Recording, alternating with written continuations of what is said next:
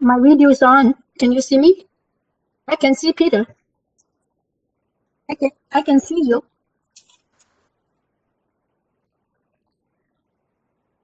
I'm here. I see Yim too. She's always Yeah, here. I think the problem is with your side, because I see all my members all the time. Yeah, me too.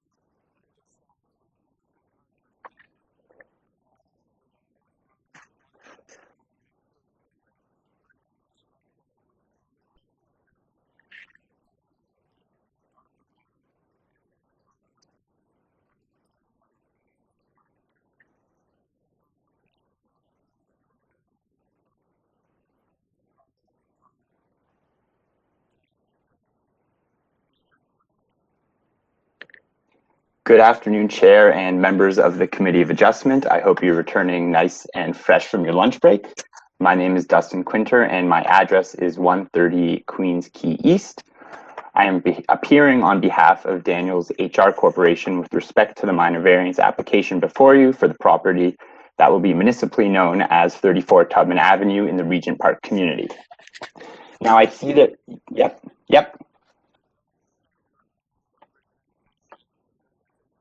Perfect.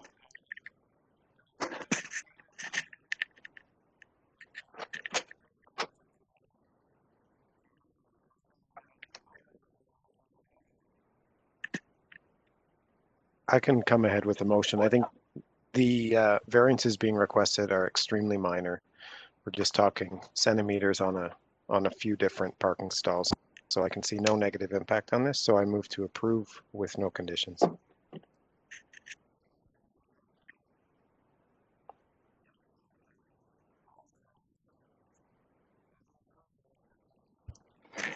Thank you very much.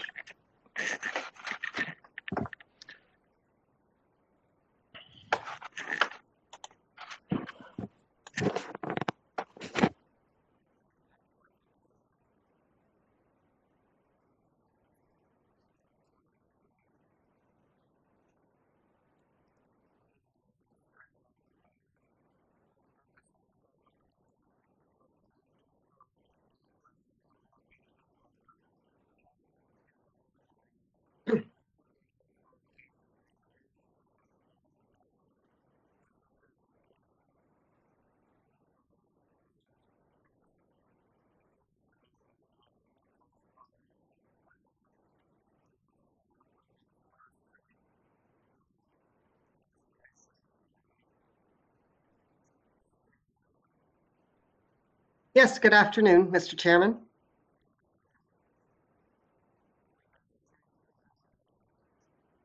Yes. So this is yes, I'm with Goldberg Group, 2098 Avenue Road. So good afternoon, Mr. Chairman, members of committee. This is a proposal for a new two-story detached dwelling. It's on a ravine lot that includes land below the long-term stable slope in the Cedar Vale ravine. I did provide also a property map and an aerial photo that shows the area context, including the built form context, which includes substantial executive homes on the south side of STRATHEARN Road in the vicinity of the property. Committee has received a letter of opposition from the neighbor to the east, but yesterday also there was a letter filed in support of the application. So there has been a settlement with the neighbor to the east, and I don't know if you received that because you didn't mention either of them. But I do want you to know that there has been a settlement with the neighbor to the east. With respect to the variances for length and depth, those dimensions include the basement level in the calculation. The two-story length of the dwelling is actually 18.02 meters. And the proposed length and depth is much less than the dwelling to the east, which is approximately 28 meters in depth. The second story platform in variance 4 is situated in the middle of the dwelling at the rear, and it's over 8 meters from the east lot line, a considerable distance away from the neighboring rear yard. The neighbor has no issues with that platform. They're at the rear in the middle of the dwelling. The east side yard setback is 1.2 meters from the lot line and complies with the bylaw. The side yard setback variances 5, 6, and 12 are on the west lot line, and they relate to pinch points along the west lot line, which is the result of the side lot line that's on an angle rather than perpendicular to the street. With respect to variances 7, 10, and 11, which relate to front yard landscaping, the owner wants to have a circular drive like the existing condition. There's currently a circular drive, and that results in these variances being required. There's a front yard variance. The dimension is measured to the front of the excavated front porch. Otherwise, the front wall of the dwelling is aligned with the neighboring dwelling, which the closest one is one to the east. The height variance relates to the top of the roof pitch at the upper roof that's just at the front of the dwelling. And that height will be the same height as the dwelling next door to the east. With respect to the variance for floor space index, it's a calculation based on the area of the lot that's above the long-term stable slope line.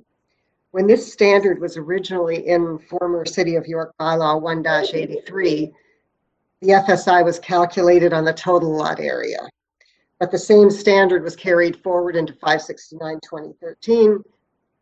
Same FSI permitted, but on a smaller area, being the area above the top of bank. If the entire lot is taken into account in the FSI calculation, the FSI is 0.38. So in closing, I submit that the requested variances meet the intent of the official plan and the zoning bylaw. They are minor in nature and will not result in any impacts. The dwelling will be a good and appropriate fit in this context and will be desirable for this neighborhood. Very pleased to answer any questions. Yes, that elevation shows how the higher area is just that front pitch at the front.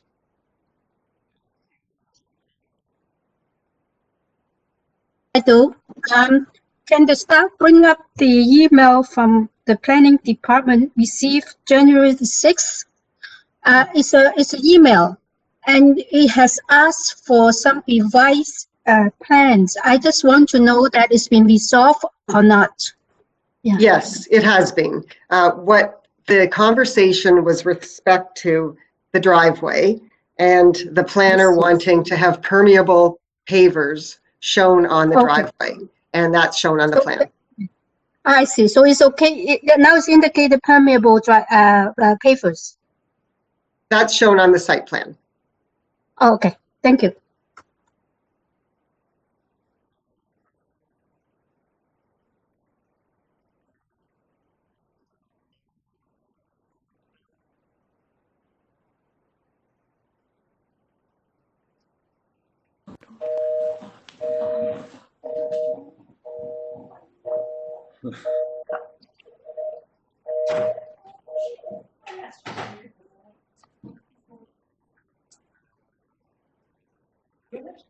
Yeah, and here.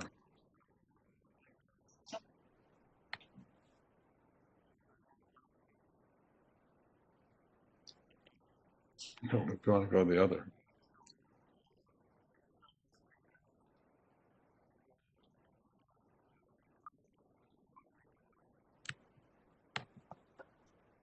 Chair, it sounded like someone was on the line, maybe trying to speak. You want to give my script? Or here, take this.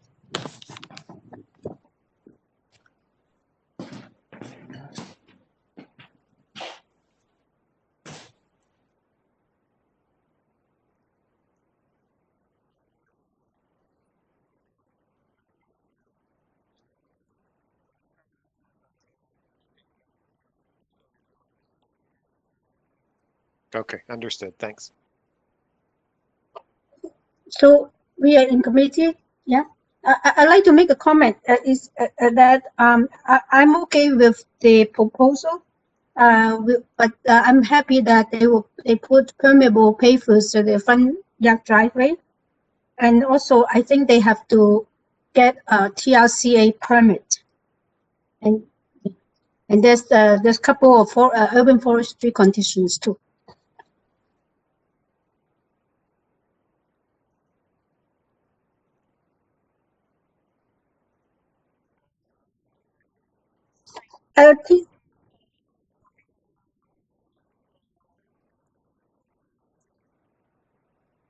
Oh, they don't need to have a permit? Okay. I read it. I see. Oh, I see. Okay. If there aren't any... I agree, Yim. You can go ahead.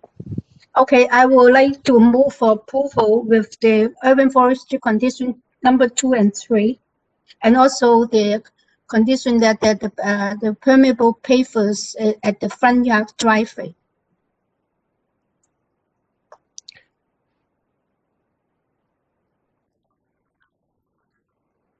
I'll second that.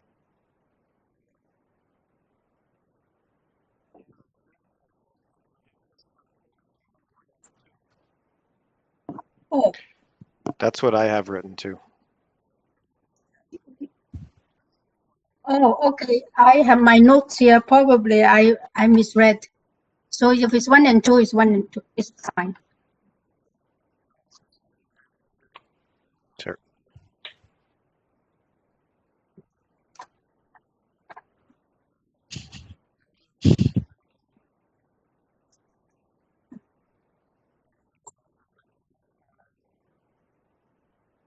Hello?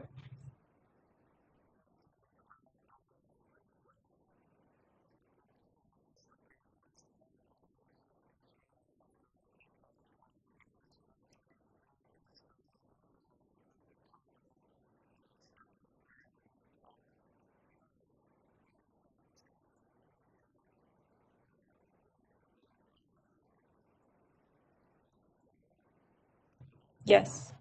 Hi, speaking, our chair, committee. Would you like me to go into a presentation?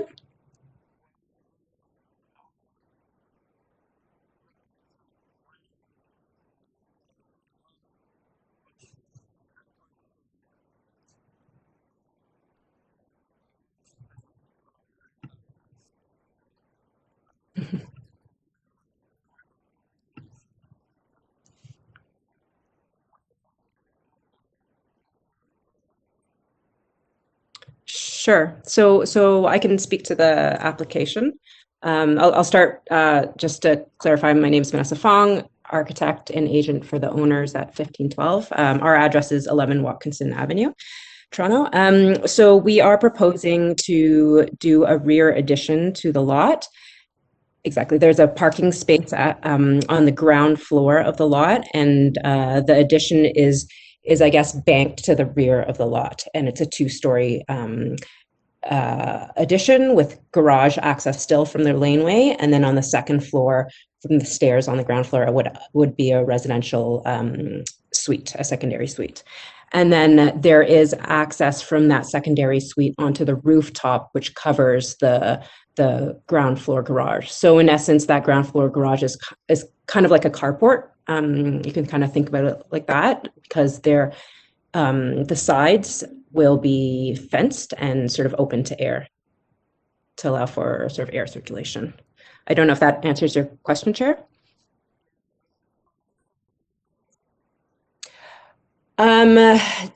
It banks onto the laneway. Technically, it's not classified as a laneway suite. It is classified as a rear addition to the main building, because it is all adjoined to the main building. It does back onto a lane, though. Yeah. Yeah. Mm-hmm. Yes. Yes, and when we worked through zoning with the zoning examiner, that was a point of clarification with themselves as well, that because it is actually adjoining the main building via the terrace, it's technically not a laneway suite, it's an addition to the main building, but it's a suite that backs onto a lane.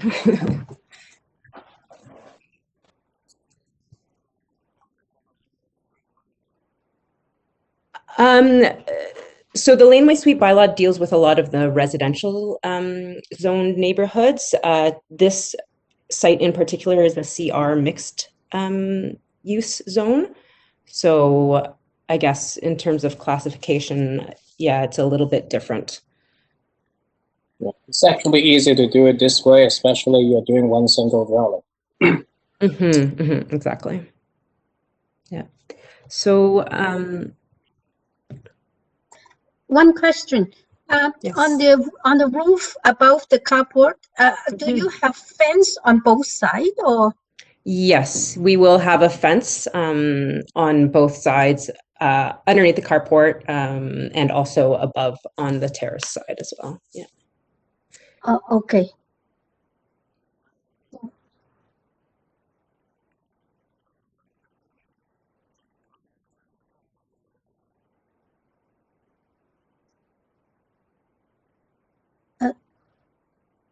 You ready? Okay, I will move for approval. Given that it is in the CR zone, I think that it is appropriate development, and they're only asking for couple of variances. I consider them to be minor. I move for approval. Are there any conditions?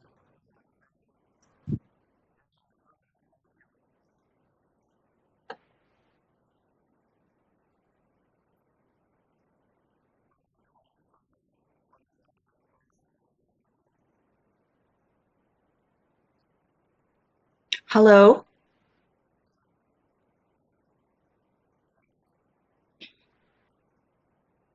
Good afternoon. Okay. Sorry about that.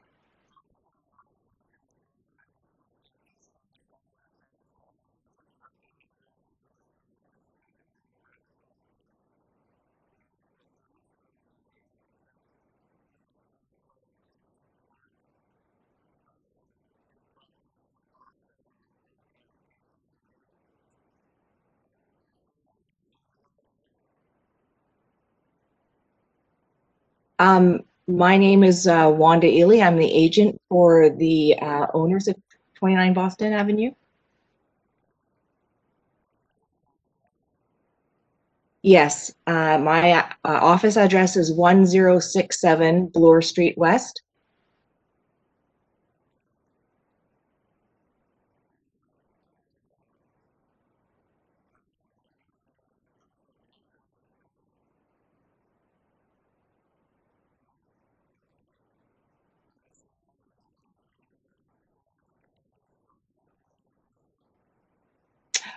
No, I guess I do want to just quickly say that the owners have been very sensitive to their neighbors. They've approached over a dozen neighbors and particularly got written letters of support from the adjacent neighbor on the north who's attached, the adjacent neighbor on the south, and the adjacent neighbor to the east of them.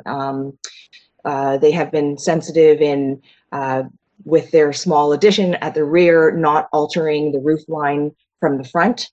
And we just feel like the alterations are minor in nature, and have also checked with the city planner last fall to make sure they didn't have any concerns.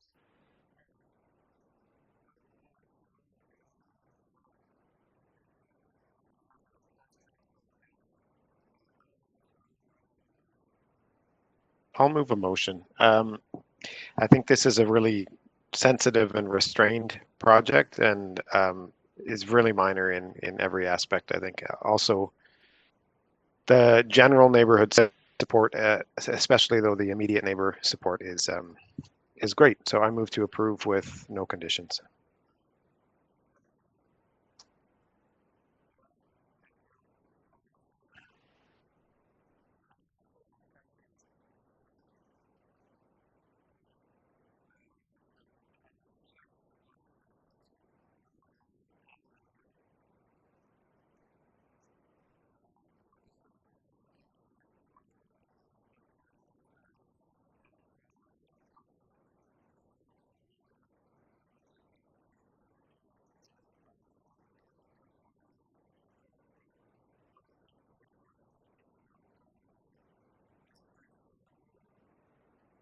Good afternoon.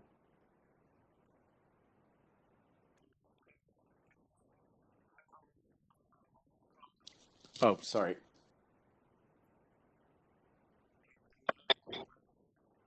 Sure. So my name is Mohammed Swer with Studio AC, and we're at 360 Dufferin Street.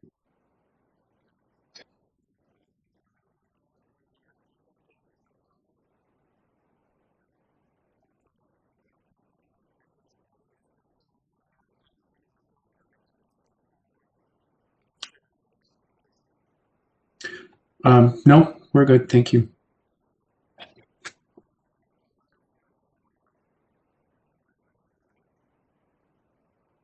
I move for approval, and especially they get the agreement from the next door neighbor, and I think that is a good thing. And then I move for approval with no conditions.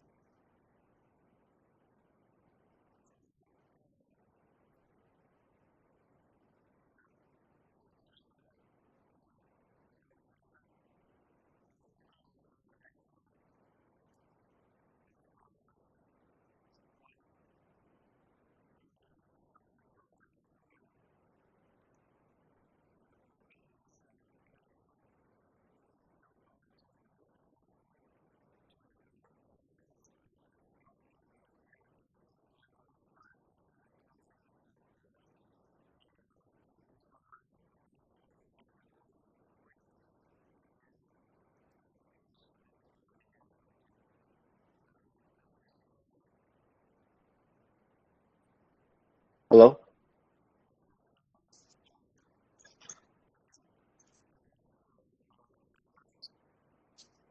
Good afternoon, committee. My name is Harvie Shen. I'm from 10 East Wilmot Street, Richmond Hill.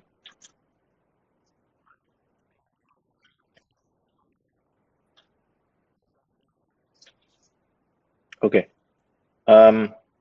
So the description is actually, the last part of the description is quite confusing, and to my knowledge, it has nothing to do with the minor variances in this committee of adjustments. It has to do with the building permit itself.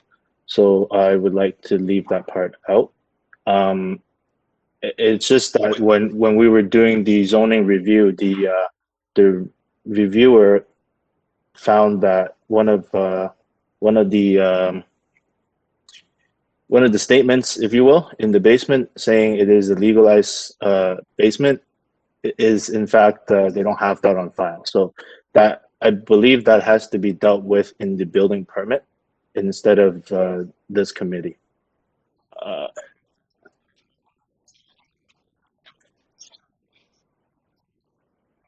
Okay.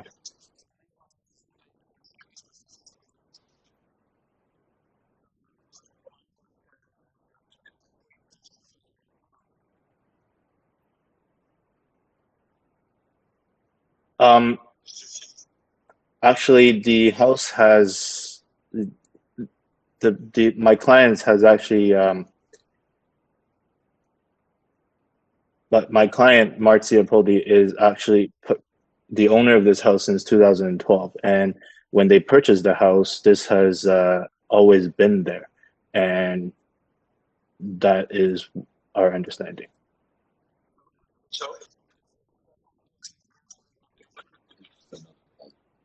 It's the mother living in there.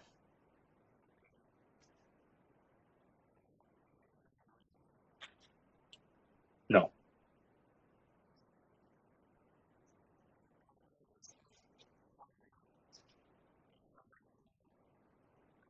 Actually, sorry, correction.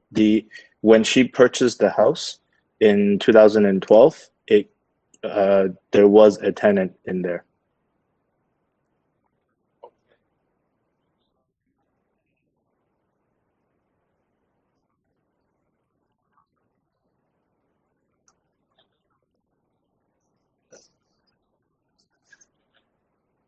Okay.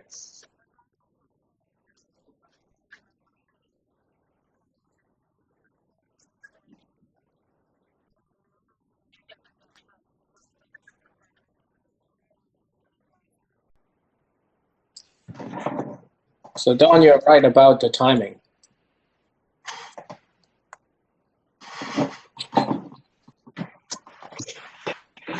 It's the first time I have such a long technical problem with the IT. Usually it can resolve in 30 seconds, but now it's like 30. I'm not too sure they can hear you, Aaron. Oh, right. That's right. Do you know sign language? we can do sign. I know no sign language. Sorry, guys. Other than counting 1 to 5, and yes and no. Water. Yeah. Wonderful. Okay.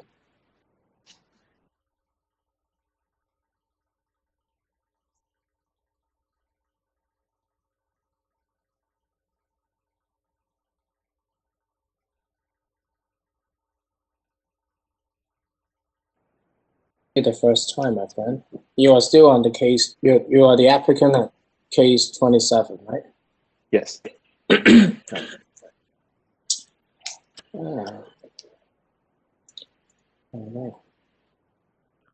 One thing I'm sure is they won't blame you. So, okay, I hope so, because this is my first time in front of a committee Since ever. you talk about the basement, then it gets collapsed, right, the whole system. So. Yeah. I would like to leave that out if that's possible, because let's not crash anymore. Well, we'll see how it goes. I'm just saying, Aaron, after this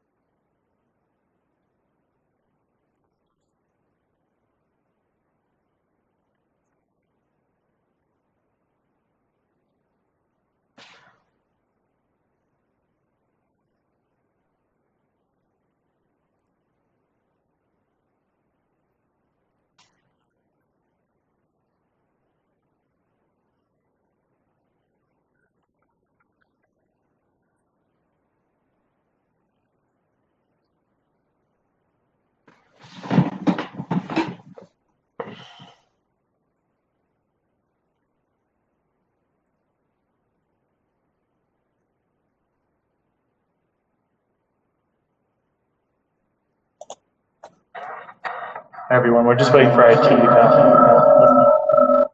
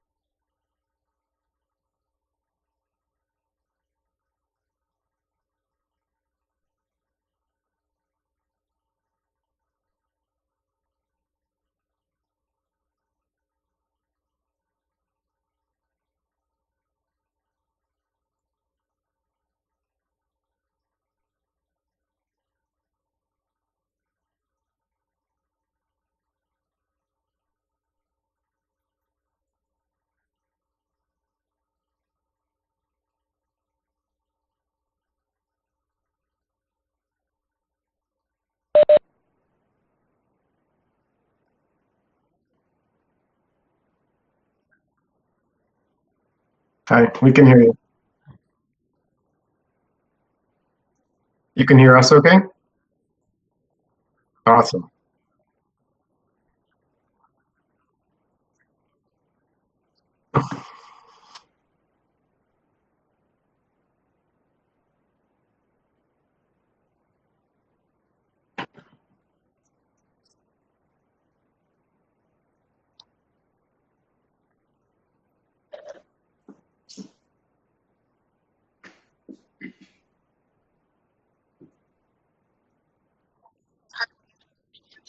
Yes, I can.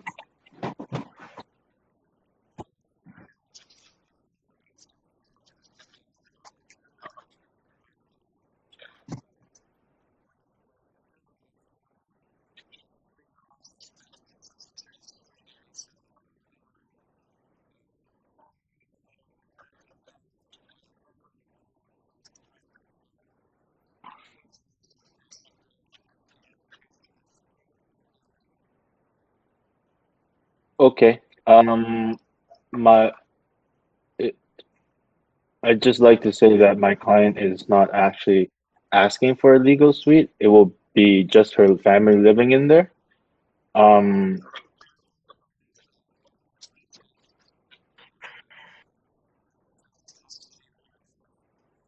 okay. I understand. So for the purpose of this application, I sorry, let me just restart by having a little bit backstory about my client. So they actually just wanted to do this renovation in preparation for their newborn baby. And this renovation is this renovation includes the enclosure of the front yard and the rear yard porch, much like the neighbors already have. The constraints that we have are the setbacks and the house being existing non-conforming.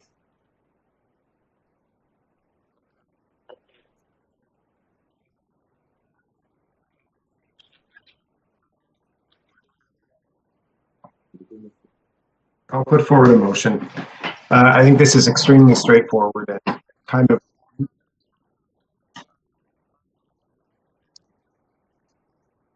Okay.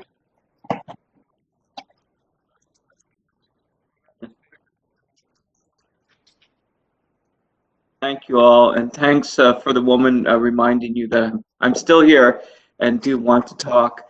I live at 154 Silverthorn Avenue. It's 3 doors up from the property in question, and I'm not necessarily in opposition to this, but I do have questions / concerns that that there was, if there's a proposal to legalize the basement secondary suite, was there then an illegal suite in that property for all these years? What recourse is the city going to take in that regard? The second one is it's not enclosing the front porch then. I've heard 2 stories here today. It's not enclosing the front porch, it's extending the building through the front yard to 1 meter from the sidewalk. That's disconcerting to me. I'd like to know more about how many of these applications you approve on a regular basis, but that would lead to a symmetry issue. We have clear sight up and down the street because the properties are pretty well aligned. This would take that property out and lead us to people north and south not being able to see up and down the street respectively.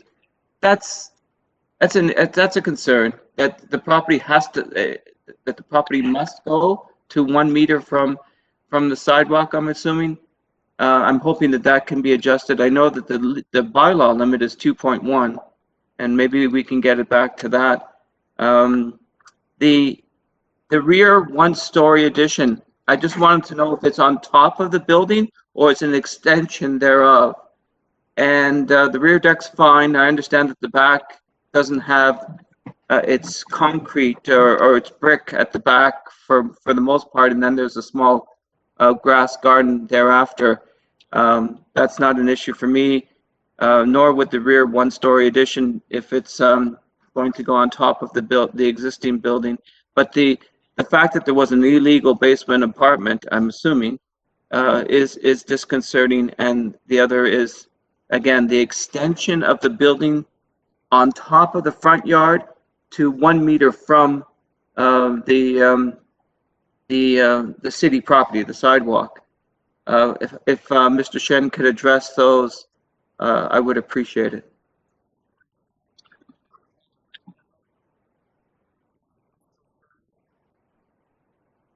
Hi, I'd like to clarify that the existing porch is already 1 meter from the property line.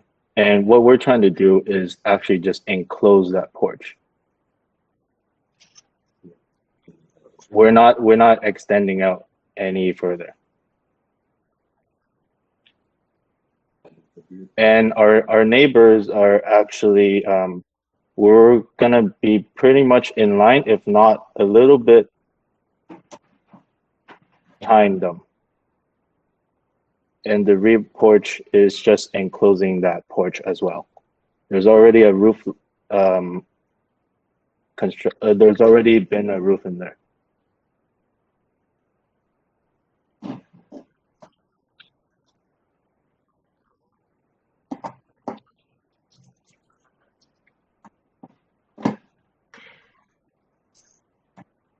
Sure, I was starting that one a while ago, but just to Mr. Marchese's point, I think he was probably looking at the drawing, seeing property line and picturing sidewalk, but that just means city property and private property. So yeah, this is just an enclosure of the front porch and the back porch, and I think it's really as minor as it gets. So I will put forward a motion to approve with no conditions.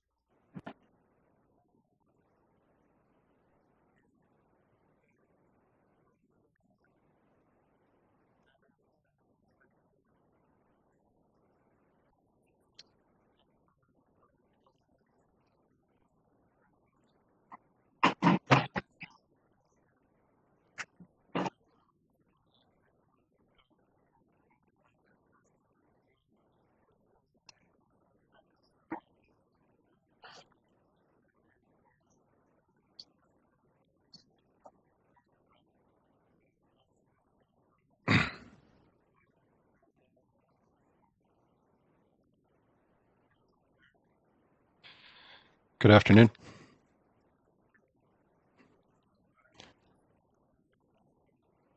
My name is Magnus Clark with Paradigm Architecture at 2198 Gerrard Street East.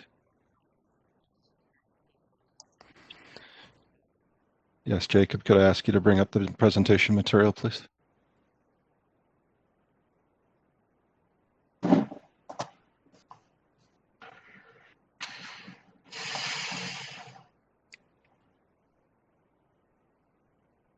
Okay.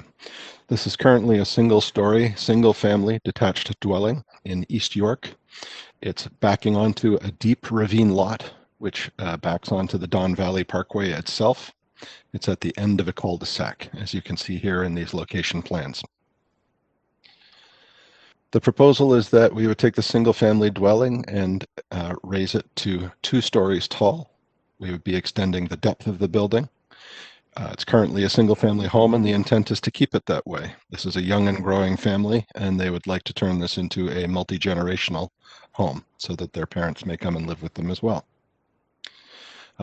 We have the development as proposed. Perhaps we can go to page 5 with the site plan. The development as proposed is well above the stable top of bank as established by the TRCA.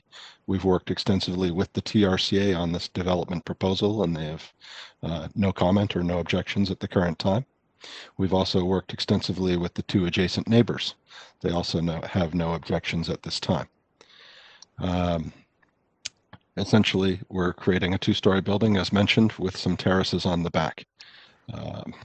The building would become slightly wider, Of the variances that we have, one in particular, the side yard setback, you can see is created by that pinch point at the top right of the plan, where it comes quite close to the side lot line. This is sort of an accident of how the original building was located on the site. But again, in the context that this is a deep and generous lot falling away from the house, it feels right on the site. I should note that with regards to the length of the building proposed, the real substance of that length can be found in the basement level. And also you can see that because the length is measured on a diagonal there, it's essentially artificially inflated, and it includes the front porch enclosure.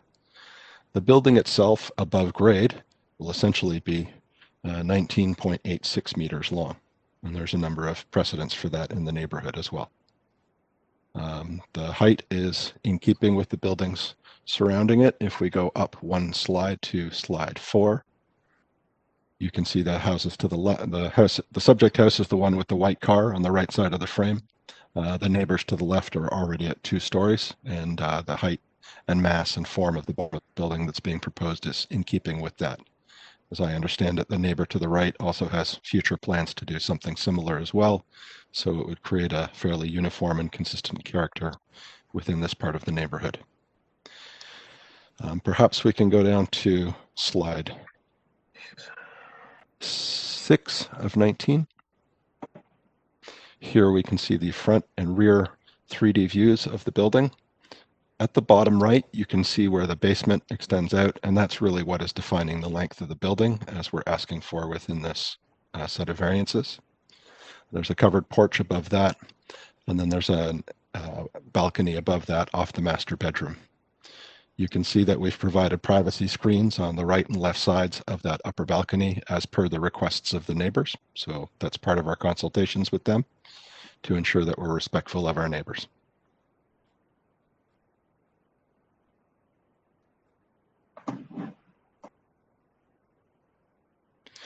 With respect to all of, sorry, go ahead.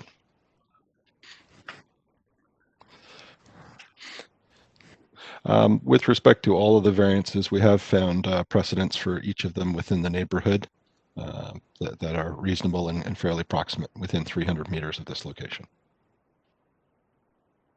That's it. Thank you.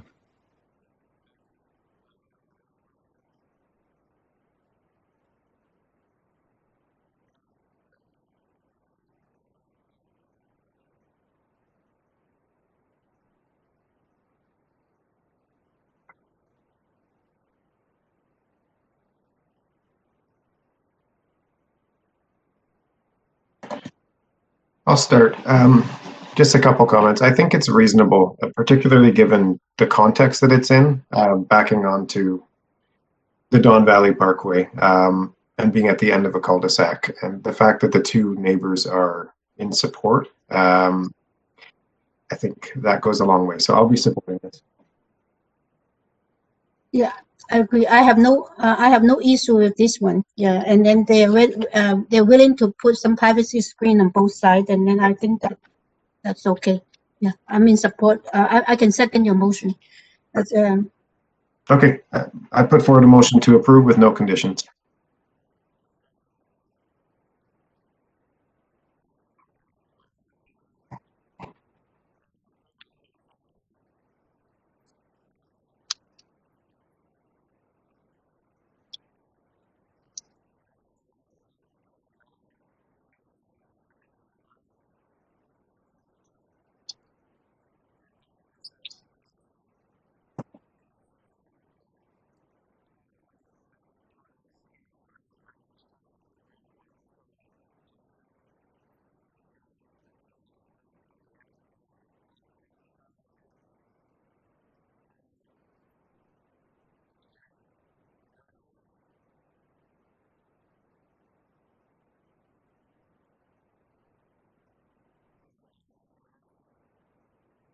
Yes, I am. Sorry, I was fiddling with the mute.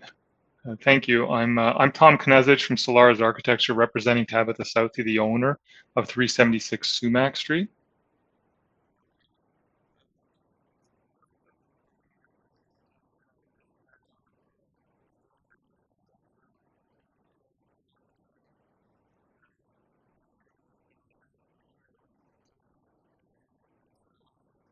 I don't, unless you have questions. I'm happy to answer them. So yeah, I'm ready to move for approval, except I think that you need a heritage permit. That's correct. We've been in discussions with Heritage previously, so they're aware of this, and they'll be circulated before we get our building permit. Yes, so I will. Yes, I will put that in as condition and then move for approval. Second.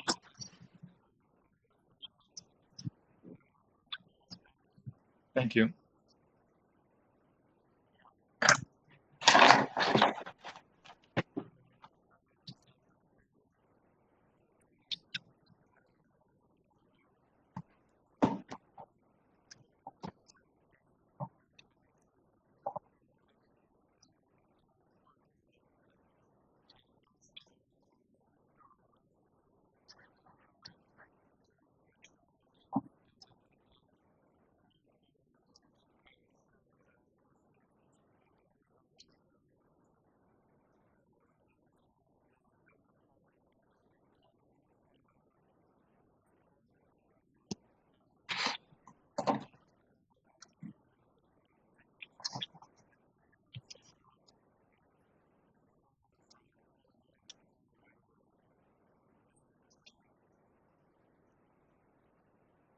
Hello, good afternoon, Sir Chair and committee members. Can you hear me? Okay, good afternoon, Sir Chair and committee members. My name is Stephen Chi. I'm a planner from Design Plan Services, and we have been retained by the owner of 228 Oakwood Avenue to present information on this application.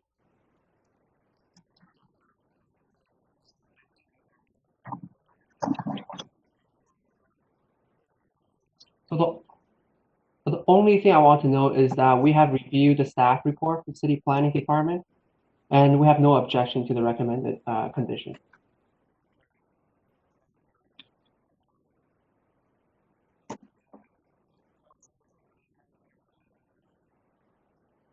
I'm happy to put forward a motion. I think this is great. I think it's legalizing what was up till recently an active mixed building, and having it on this kind of street like Oakwood, I think is the perfect place for it. So I can see no negative impact resulting from approving these variances.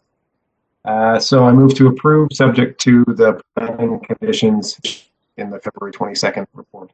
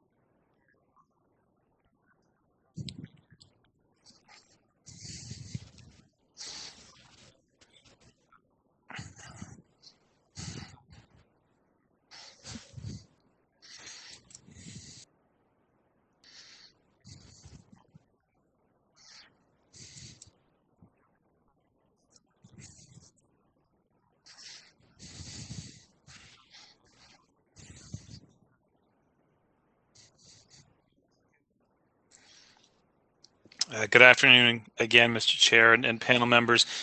Can I start just by confirming some deletions and reductions on the notices for both, if you don't mind?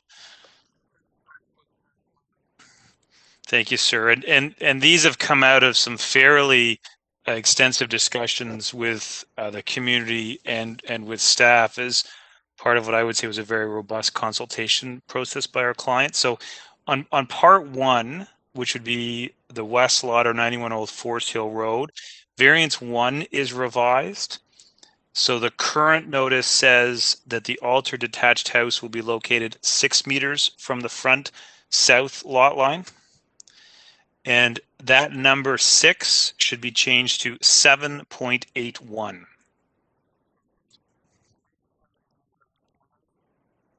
Yes, they are, sir.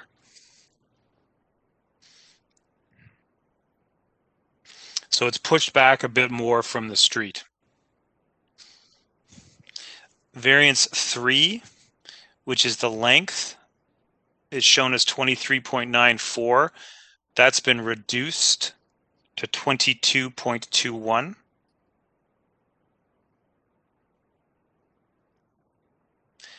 And then variance 5, which is the platform, is deleted or eliminated.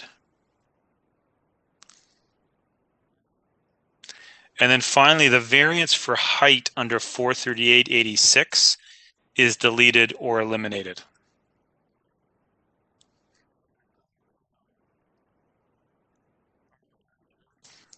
I'd be happy to do that. It's a bit simpler.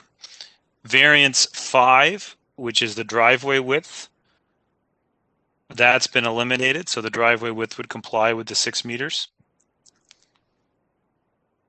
And then again, similarly, the height variance under 438.86 would be deleted or eliminated.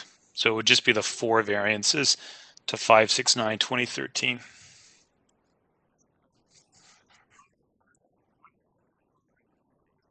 Yes, sir.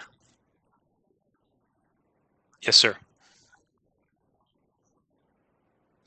We technically are, sir. It's a delegated consent because it's a lot adjustment.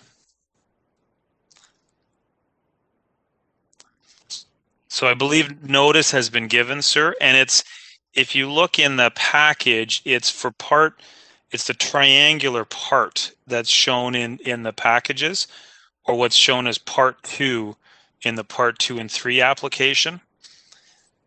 So part 2 would move from what is part 1 to form the lot with part 3, and it simply enables, frankly, a better driveway configuration through the lot.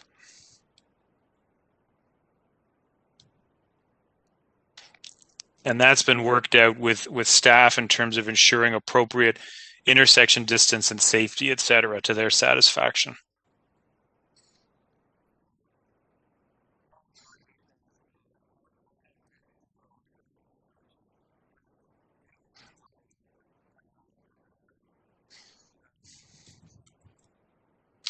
So we have applied, sir, for that. It's technically delegated. Notice goes out, sir, but it's technically delegated to staff. And my understanding is it's then a one-time conveyance to part 2. So notice went out and we posted the sign on the property. It is a little bit different than the once a consent, always a consent. So part 2 doesn't become an independent lot that could be conveyed again in the future. It's transferred once over to form part of the part 2 holdings. And so part 2 and part 3 then become a new quote unquote lot. So we can't independently convey part 2 again. We can only convey it over to form part of part 3, and then that would be the new lot. Thank you, sir. My parents are happy I learned something.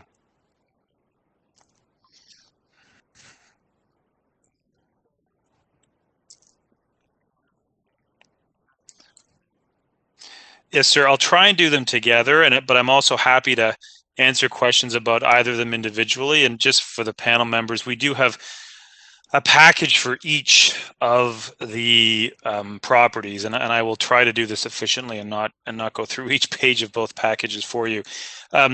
This was a previously approved C of A for one large home, in fact, on the 2 combined lots.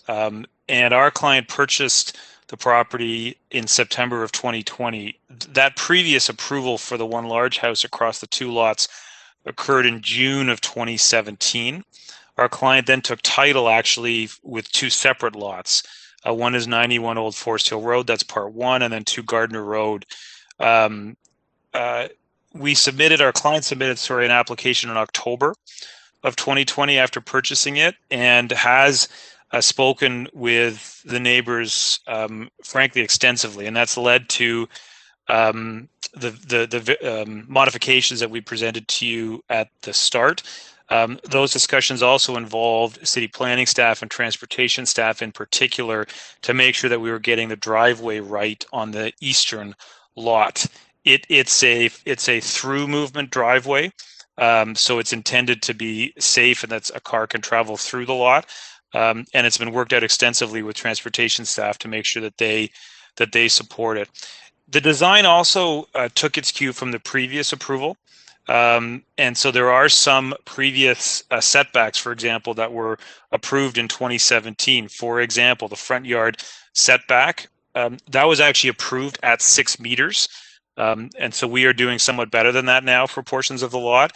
And what both packages show you is we've done little diagrams. So for example, for the part 1, we've got little purple triangles that show the extent of the house that would now extend past the front yard setback requirement. But we did, there they are. Thank you to committee staff. Sorry, I got my colors wrong. They're actually red. But as I indicated before, there was a previous approval that actually had the 6 meter front yard setback.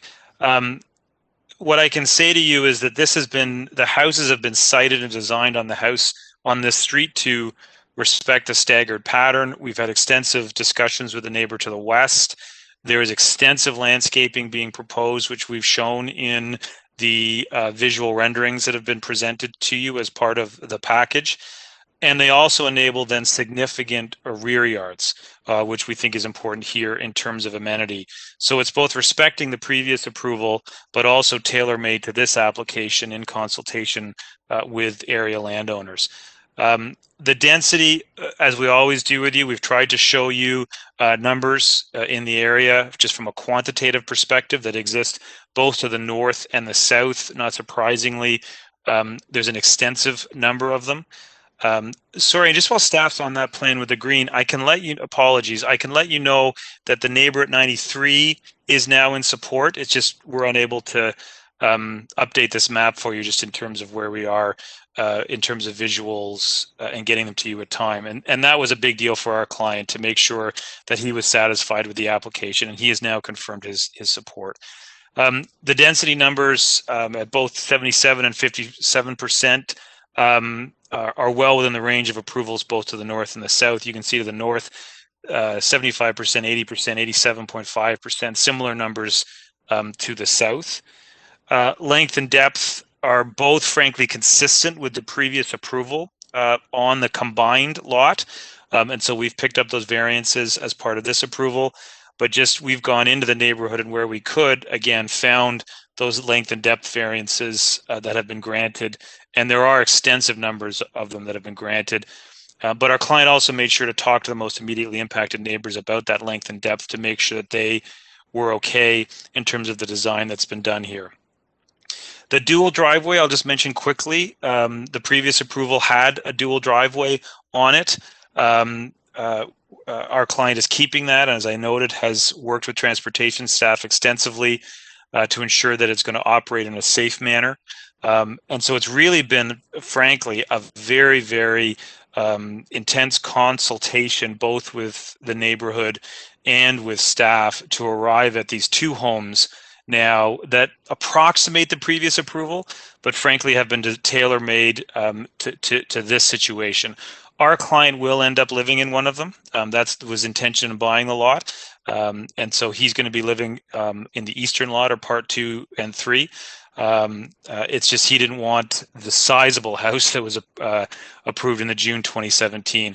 So overall, we just think this is a better approach, in fact, than that other approval. The two homes here, it's a modest form of intensification as opposed to the one large house. It's going to be better fitting in with the neighborhood. The lot pattern is certainly consistent with the neighborhood. And the extensive work that's gone into talking to the community, we think has resulted in a build form that's also appropriate. So subject, sir, to any questions that you or the panel may have, that's what I intended to say at this time.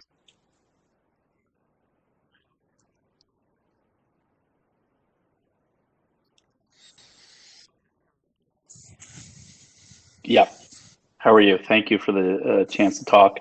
I'm at 100 Old Forest Hill Road, so I'm right across the street, and I haven't talked to this individual who just spoke or to the individual who's building the two houses and will live in one of them. So While I respect that he may have talked to some of the neighbors, I was not spoken to about this. Number one, I'm not sure it's actually in line with what's in the neighborhood. I'm a bit confused by one of the variances here. So one of the house length variances is for a house length that's 36.5 meters. I think that's the second.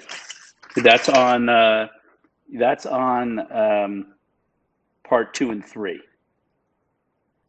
So that's a length of almost 37 meters, which is quite big. The other variance is much smaller. It's a length of 23.94. So we're talking about a gigantic house. You know, the pattern of the houses in the neighborhood over time have grown to have densification on lots that is not in line with the other houses. And this is a gigantic house. I was not talked to by the individuals making these proposals. And I find it, you know, basically outlandish that it's going to be this big, if that's in fact what they're looking for. And I wanted to make sure, you know, I voiced that. I mean, I think it's what was there before was a beautiful house. It fit the lot. What's next to it is a beautiful house that fits the lot. My house has quite a bit of you know, relative to the kind of the lot itself. It's not an overbearing house. My neighbors' houses are pretty reasonable. We're talking about 2 gigantic houses going on a lot, and I think it's just going to ruin the neighborhood. These are huge houses.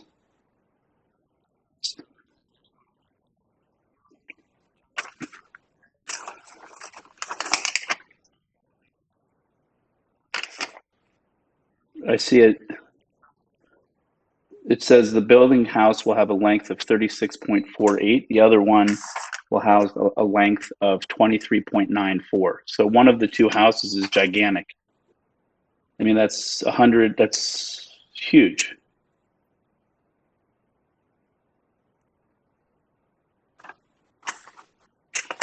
So, I mean, I think that I'm confused why one house has a length of 23.94 and one has a length of 36.5. I'm assuming that's the house that the person who bought the property is going to live in, and he wants a big house, but that's huge.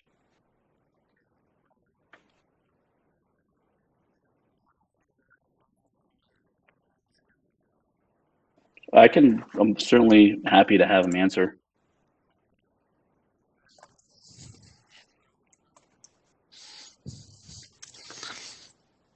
Yes, sir. First, this is a bit of an awkward answer that I have to give you, but our client spoke twice with Mr. Eisenberg's wife, who indicated she had no concerns with the proposal. So I can appreciate that our client didn't speak directly with Mr. Eisenberg, but Mr. Eisenberg's wife was spoken to twice and indicated to our client that she had no concerns. So it's a bit awkward for me to say that, obviously. So we are a bit surprised at the concern, but we'd be happy to sit down with Mr. Eisenberg after the committee.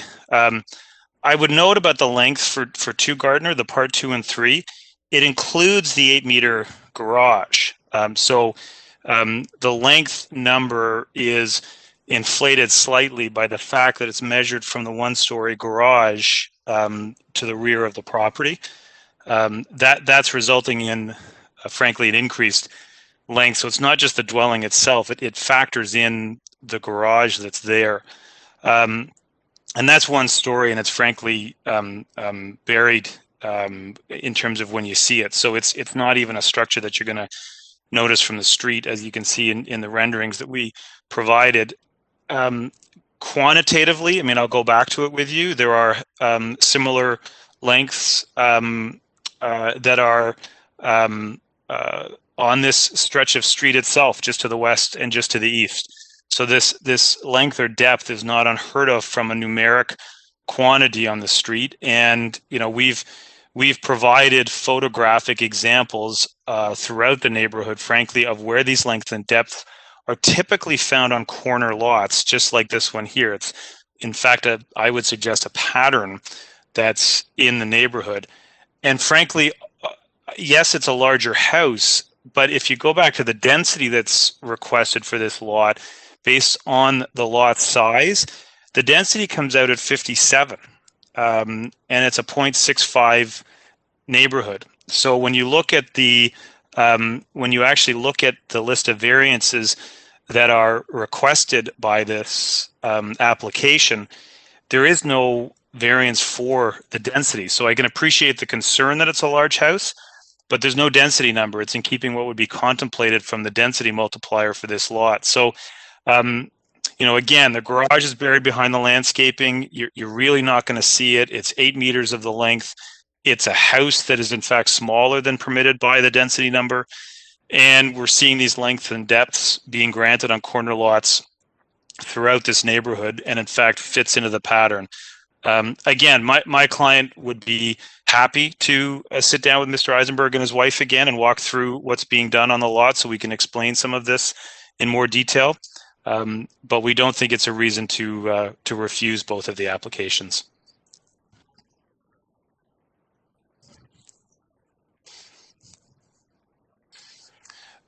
It's almost identical. And so if the concern is about a large house, that approval in 2017 would essentially have taken these two houses and filled in the side yard setbacks and resulted in a massive dwelling across this entire lot. And that was approved in June of 2017. We think this is a better result with the two lots and the side yard setbacks in between. And we have 26 support letters who agree with us. So we just think this is a better approach for the lots. Again, my client's happy to sit down with Mr. Eisenberg and walk it through with him the way that he did previously with Mr. Eisenberg's wife.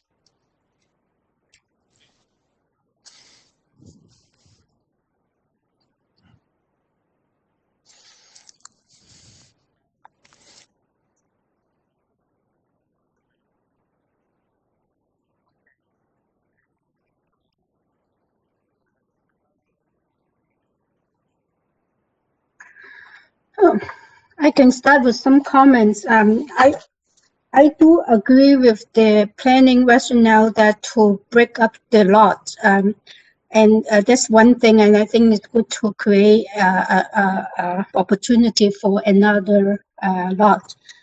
The second thing, I also agree that the corner lot that is not even a standard corner lot. It's very obscure. And I think the planning rationale is to take advantage of this triangle. And in terms of the wheel massing, I think it's more comparable to the one on the 91 Old Forestry Road. And I'm in support of the proposal with the amended variances. And that's my comment, but I'm waiting for other panelists to give their comments before we move to finish. Yeah, I'm in agreement, Jim. I think this is reasonable, and I agree from the planning perspective about dividing it up into two lots. That makes sense, and staggering the buildings back breaks up the massing more than it would have if it were just one building. And the variances being requested, I think, are relatively minor, and yeah, I would support your motion. So, something to that, I think it's very appropriate, and given a triangular shape in such a, you know, small little neighborhood with all the streets and trees, I think that's the way to go. Mm-hmm. So, okay, my motion is for approval for both item 31 and 32. For 31, with the condition of forestry number 1 and amended variances. And also 32 is forestry, urban forestry condition number 2, and also with amended variances.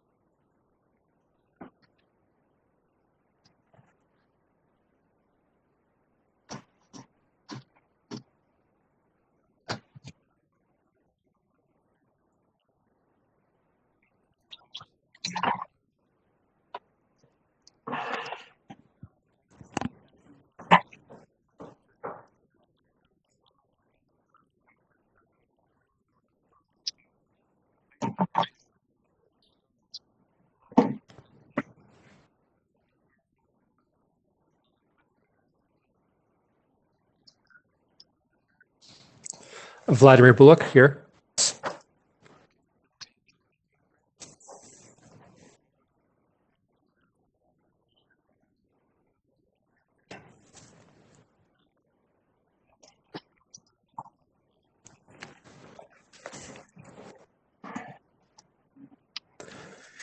Okay,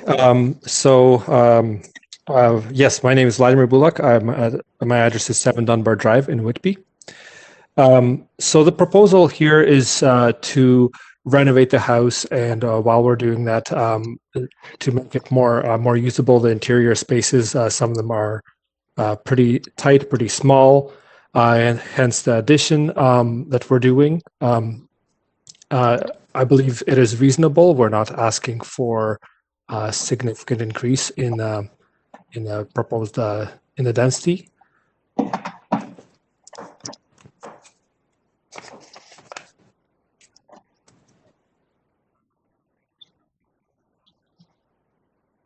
Yes. Good afternoon, Cody. Hello, thank you for hearing me. Just to be clear, I don't necessarily have opposition. I am calling in because the site plan as I've seen it, which was shared to me by my neighbor, we have, yeah. Oh, I'm sorry, it's Catherine Wood, I'm at 20 Wroxeter. So I'm in the shared, I'm the other half of the semi. Yeah. So the site plan, I guess I just wasn't clear and I wanted more information. My concern would be on sight lines, privacy, and light. So the addition in the back seems to be, will be built sort of against the fence, and I just want to make sure I can't tell from the drawing basically what it's going to look like and how that will impact light and airflow.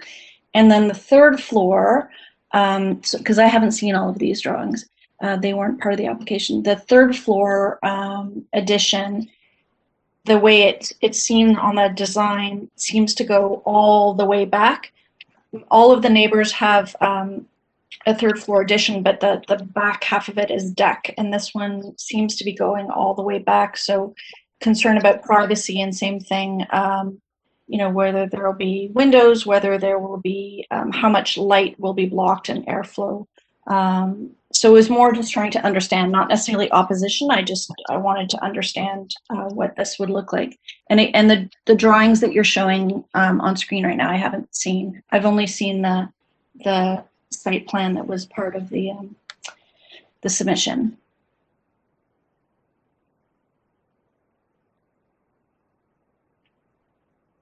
So I guess that's it. I didn't really have like a major opposition. I just wanted more information, and I guess to be part of the conversation moving forward, just to make sure there's limited impact if possible to my space, because we share a very small space.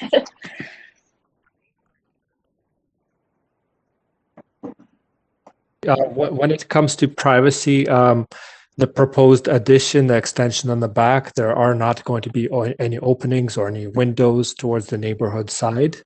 I understand the concern that maybe it will block a little bit of the view there, but this is on this. It's an extension over the existing building, and we are not asking for any variances on the length of the building or on a height. So it's just a matter of density we're asking for. Would you be able to share those drawings with me that you just shown? Yes, and I believe these drawings are also available from the committee site. Is that correct? I didn't see them on the site. I only saw the one site plan that's sort of a flat, just the property line.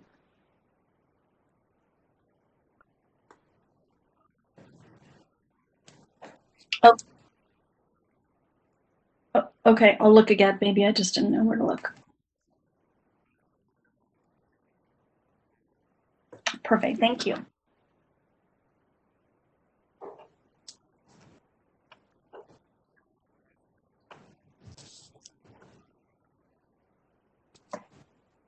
I'll bring a motion.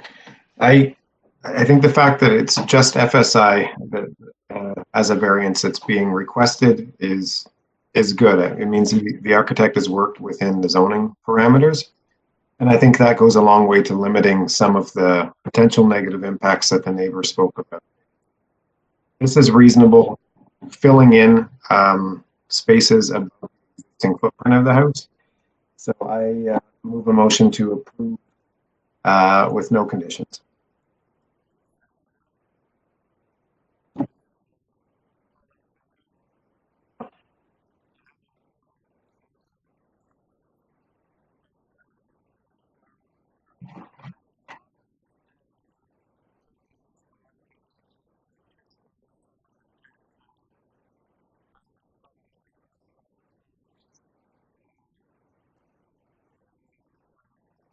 Aware there's more on different municipal levels. I wasn't aware of it if it's an OPP issue, but he said that notes is a huge problem. How to take appropriate notes, what to take, what not to take, and I'm right here, thanks. He said the OPP has experienced where people I am, thank you. approach, which was for your own notes, your own property. Someone playing TV. Hi there. So, hi committee, it's 435A Montrose, and I'm applying to redo my front porch.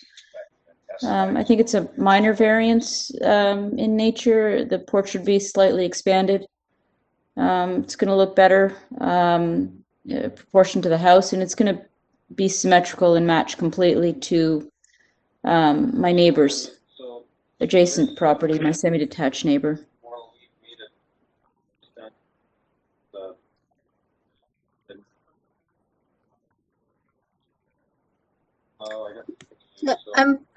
I can move for approval. I think it's a very straightforward application, and I don't think that it create any kind of negative impact in the next door neighbor or in the neighborhood. Move for approval with no condition.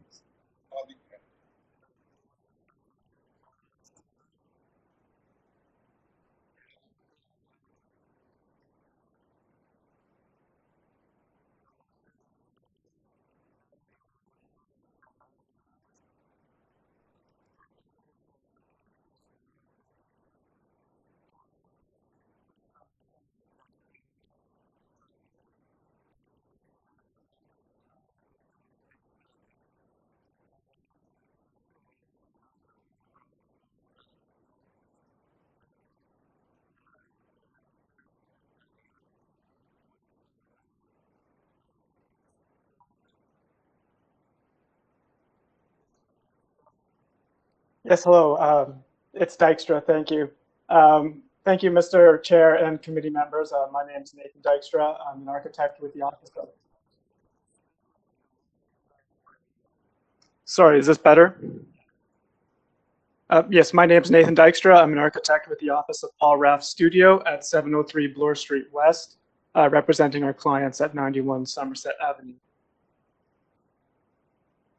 Would you like me to give a small presentation?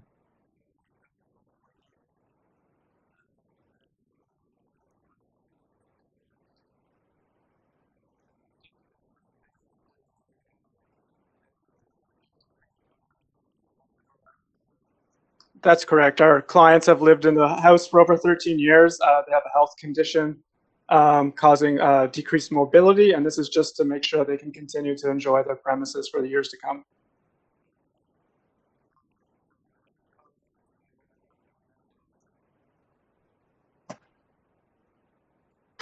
I'm happy to bring a motion. I think this is extremely reasonable, and the impacts would only really be to the north property, and those would be extremely limited. So I move to approve the application with no conditions.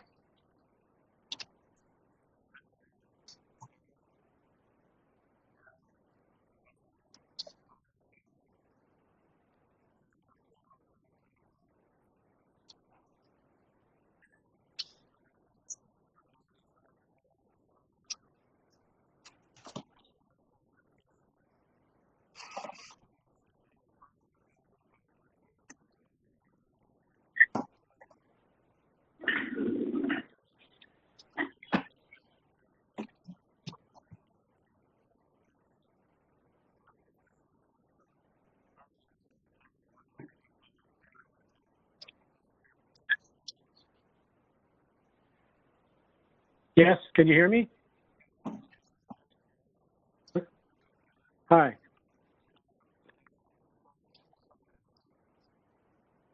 Okay.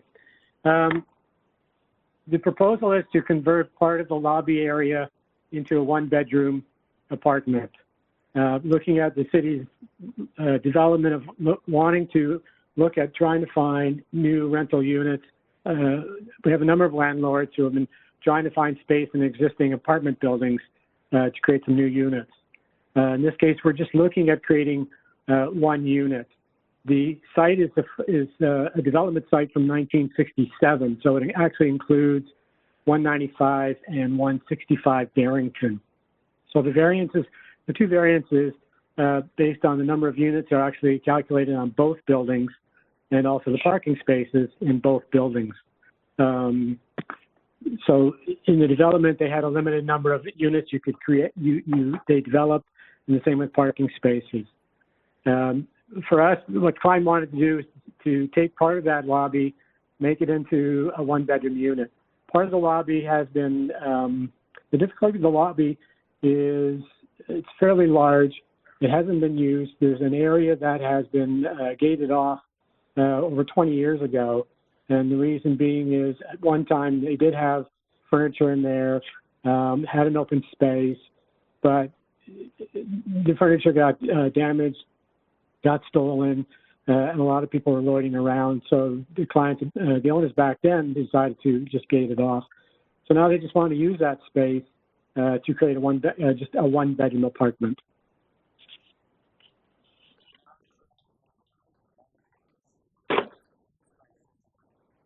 Well, they see the lobby, looking at the floor plan, we're looking at taking, the whole area is actually, the whole area there is all lobby at one time.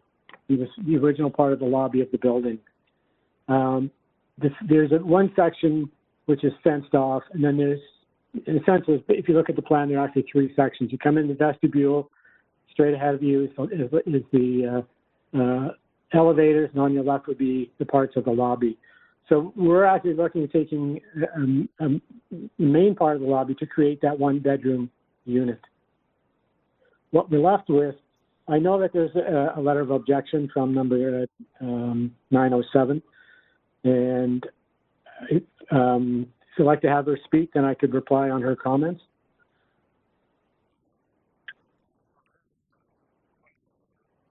Sure.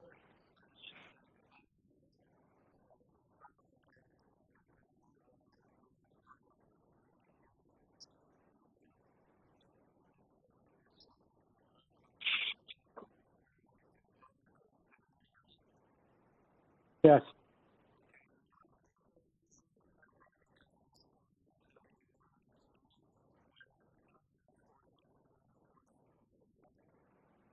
Well, I don't know because it includes apartments in both buildings. So I'm just looking at the one, I'm looking at just the one apartment.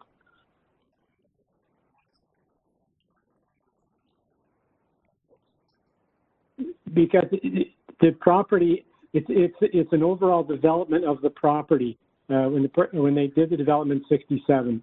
So in the zoning, it included the parking spaces for both buildings and apartment units for both buildings.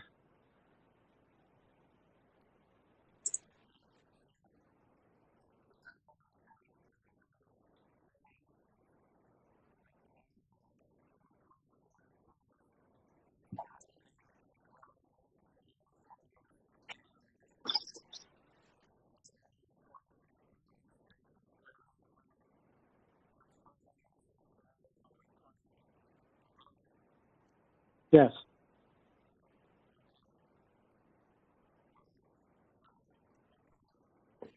Well, just to give you an example, for 195 Barrington, there are 263 parking spaces for the 235 apartment units. So in 195, we would have, we have enough units. We're looking at one per unit, but we have to include both buildings because the property was developed as one large property.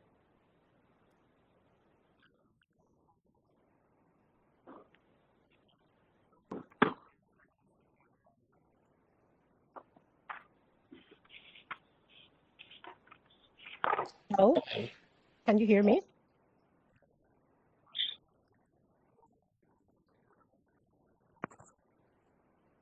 Yes, hello. Good afternoon, Mr. Chair, members of the committee and attendees. My name is Rosana Ibarra.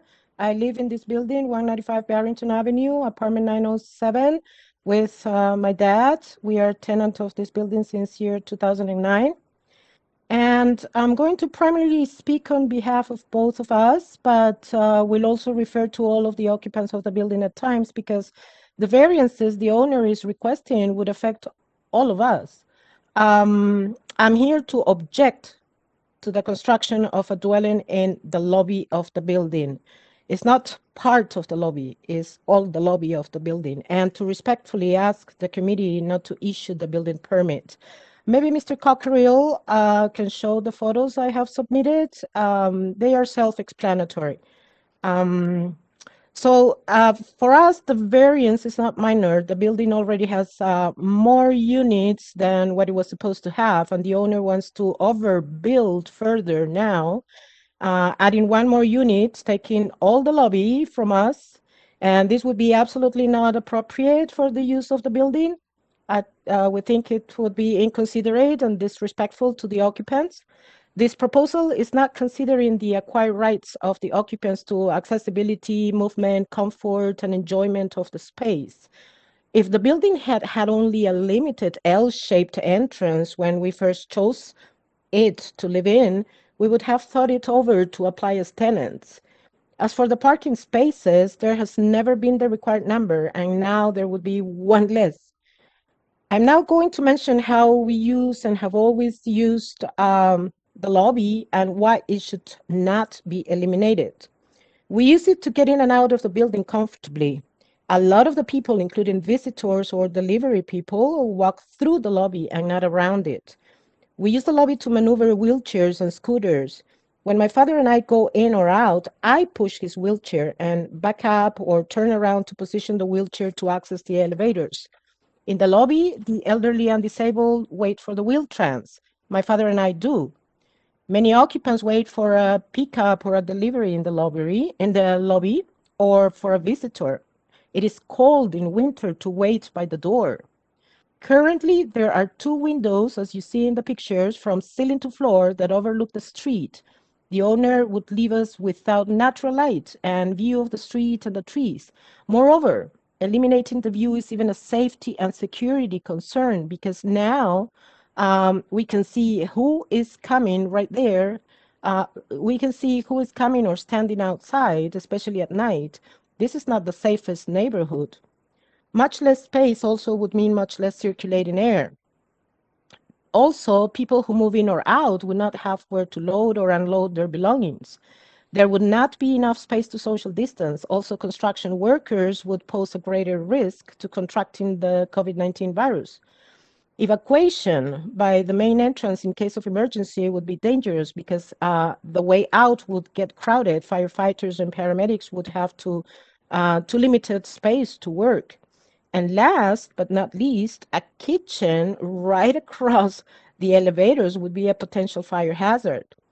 I have submitted these pictures and also a letter of objection, and we would be left with just an L-shaped hallway to go in and out. It would not be fair. All for what? For just one more rent, just for the profit. So for all these reasons, we ask you, Mr. Chair, and members of the committee to vote against this new construction. And I would also like to ask you if the applicant can clarify who the owner of the building is, because there are 3 mentioned in the documents. I have read all the documents posted online. So can they clarify that, please? Thank you very much.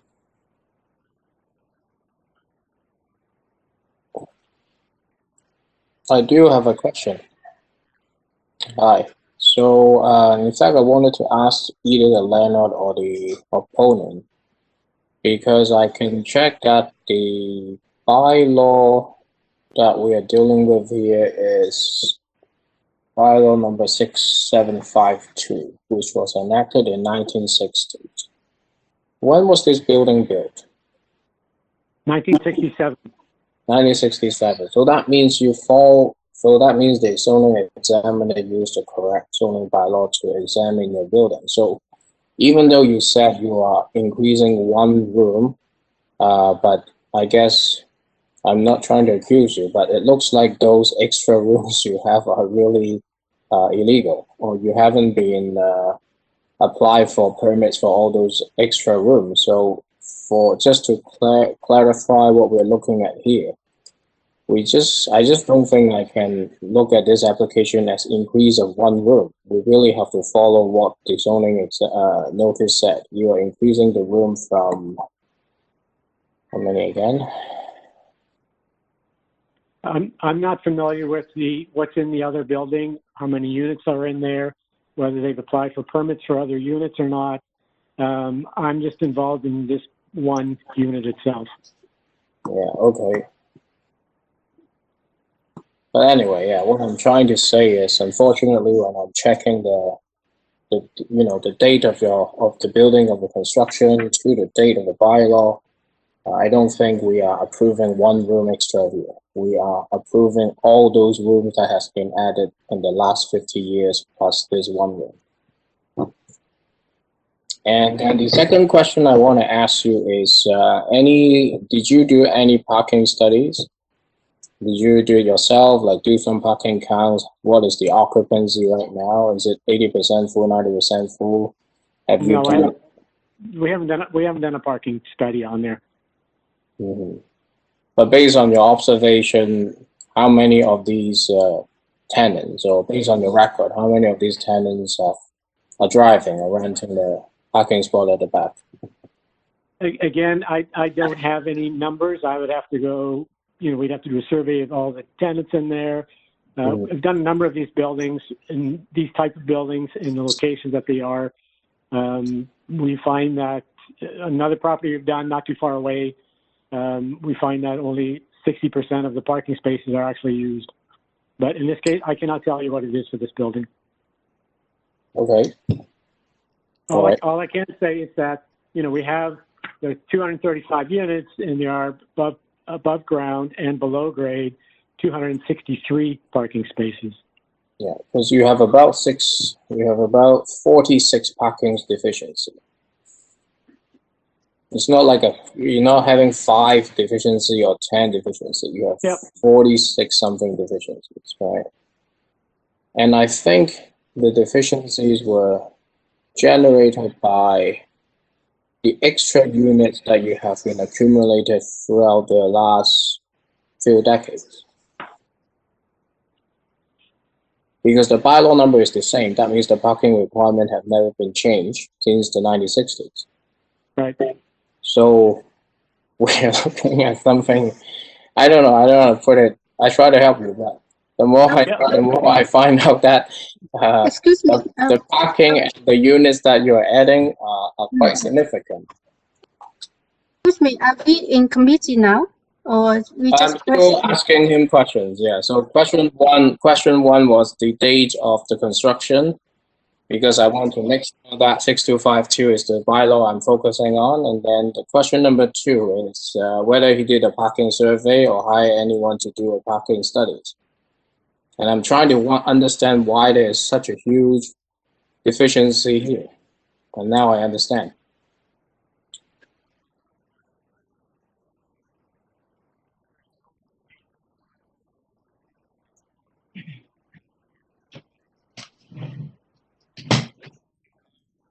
Hi, can you hear me? All right, good afternoon, everyone. Thank you. Yes, my name is Shannon Blair, and I live at 176 Barrington. I own a house. And I oppose this application. As far as parking goes, I street park, and this area has tons of people that also street park. And so if you don't have space on the property to add a parking spot, I don't think you have space for more people. I know several people who live in this building that also pay for street parking. So it's already, there's way too many cars on the road. Secondly, this unit is completely unnecessary. There's no benefit to the tenants. It's just urban colonization. And really, this high tower investments and Ranny investments or management, they don't take care of these buildings. Why would they take care of an extra unit? The grounds, like there's constantly complaints, the grounds are not taken care of. It's dark at night. Neighbors and tenants feel unsafe walking around their own home because there's not even enough lighting. Like really, they need to, yes. Okay. Okay, that's fine. I just think there's no space for the parking, and this is unnecessary, really. This is just to capitalize on their investment, which does nothing to benefit the tenants in the building whatsoever. Thank you.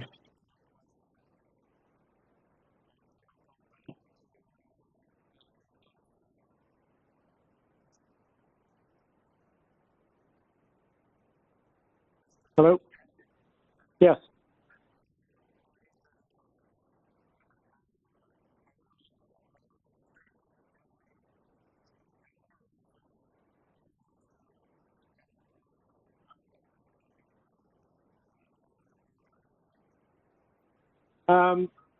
There are a lot of tenants who don't have cars. I can't tell who's going to rent the place, whether they do or don't have cars.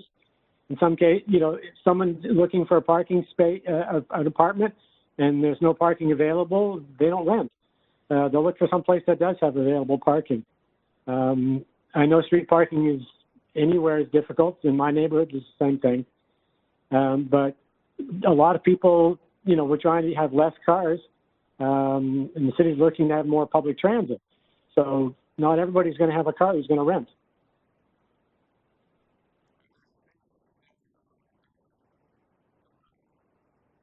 I don't know if there are any empty spaces in the building.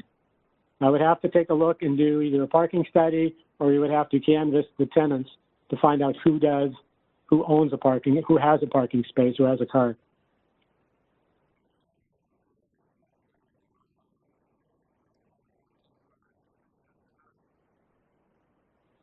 I would have to get a hold of them.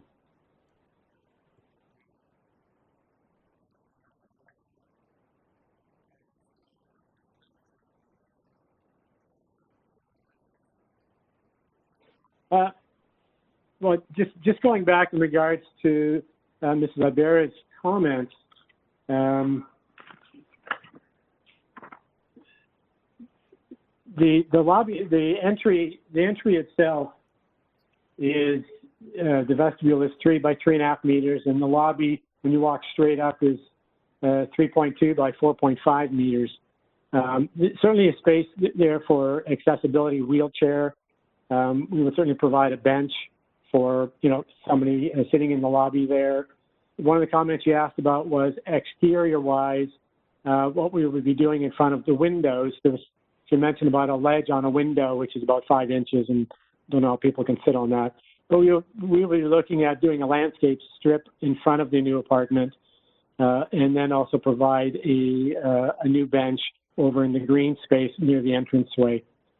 Some of the other comments with regards to a kitchen and air movement, those are all building code requirements, fire separations. Loading and unloading for people who are moving in and out, they don't use the front lobby. There's a back entrance that's designated for those who are moving in and moving out. The other comment was that she had made regards to trying to open it up and put new furniture in there, sofa, chairs, table, things like that. The difficulty in an apartment building is that it's not monitored like a condo with a concierge in it. Furniture that used to be in there got damaged and got stolen. So they don't put the furniture back in there anymore. You know, so I think overall, yeah, we are taking some space out of the lobby, but we also look at it from the point of view that it is for the landlord. It's to create another apartment and create another income. But it's also looking at the city requirements of looking for more apartment spaces. And without building condos, we're trying to get more rental units. And a lot of landlords are trying to find space somewhere in their existing buildings to create new apartments. And this is one way that clients thought that they would be able to try.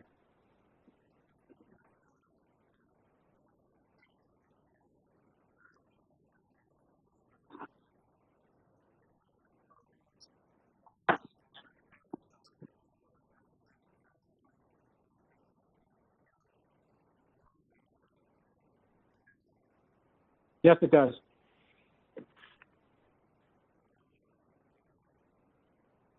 Well, if you're looking at when you look at the floor plan,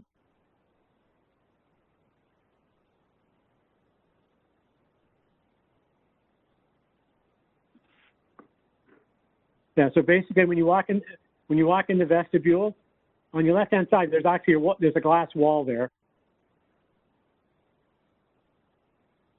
So that row of columns, and to your left, that would be apartments.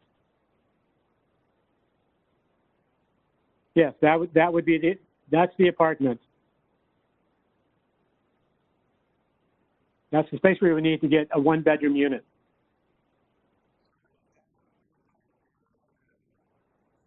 Well, only a portion of the area, the one on the left, to the left of the second row of columns, is fenced off.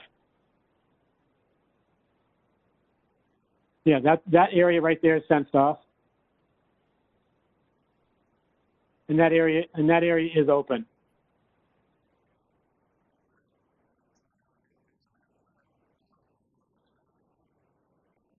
Well, it is. When you're coming in the vestibule, you've got about a 10-foot wide by 11.5-foot vestibule, and towards the lobby end of it, you've got 11-foot wide by 15-foot to the elevator lobby. So wheelchair requiring 1.5 meter turnaround space, there's certainly enough room for wheelchair accessibility.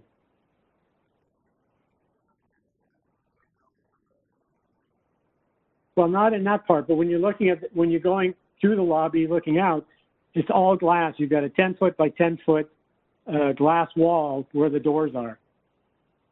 That's all glass, up to 10 feet. So you do get a view of the streets. You do get a view of people coming and going. You do get a view of the Wheel-Trans that's sitting right in the front of the door.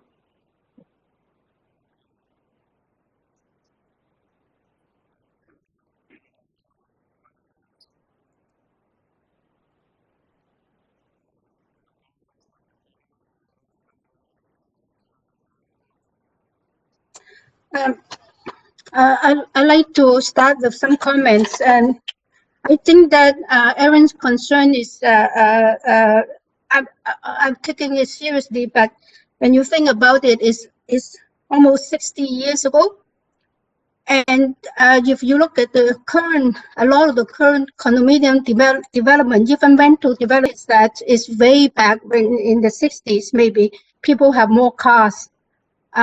And I think that is actually, even with the layout of the lobby, it is very logical to actually create one bedroom there, and then you still have ample space for the lobby, for the vestibule, and the lobby is 4.5 meters wide, which means about 15 feet wide. I'm not too concerned about the congestion there. And then there's still enough room for a couple of benches when the people waiting for transit and all that. And I don't see any reason to refuse this proposal. And that's my comment.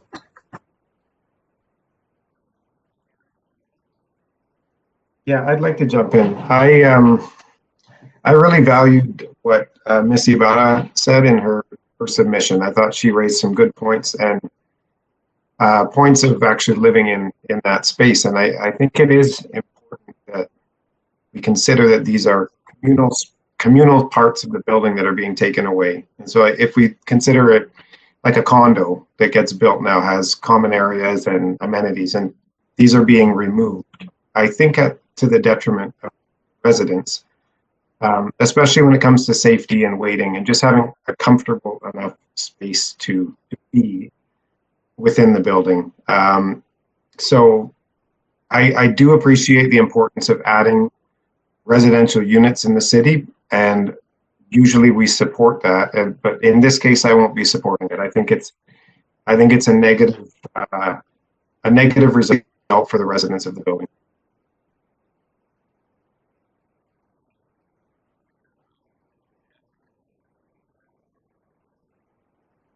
So my comment is kind of like Peter. I was hoping to support the proposal because there's an increase of units in our inventory. But then when we look into the details with the way that how this unit is coming out from, we are overcrowding this place. I don't think it is appropriate, and I can't even say I'm usually very generous, but I think it's not minor. The number changes here in item number 1. I have to look at it from the legal number, not just this single one number, but the overall, plus the impact of removing the only public area in the building to convert it to a unit. Let's not talk about profit or anything like that. It's really unhealthy for the people inside, and it is already not a minor issue. So for that reason, I cannot support. Okay, I'll put forward a motion to refuse the application.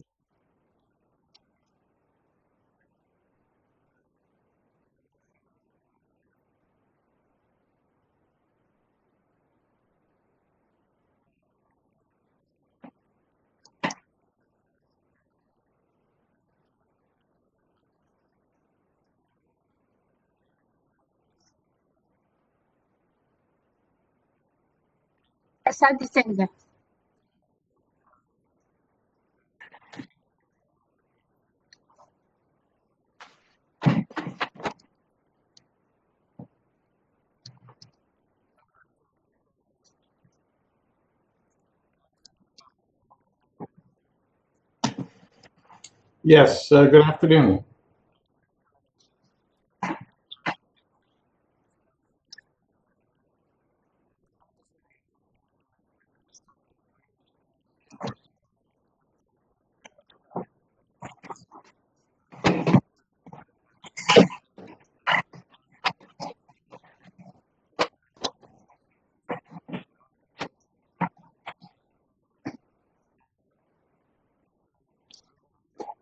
Yes.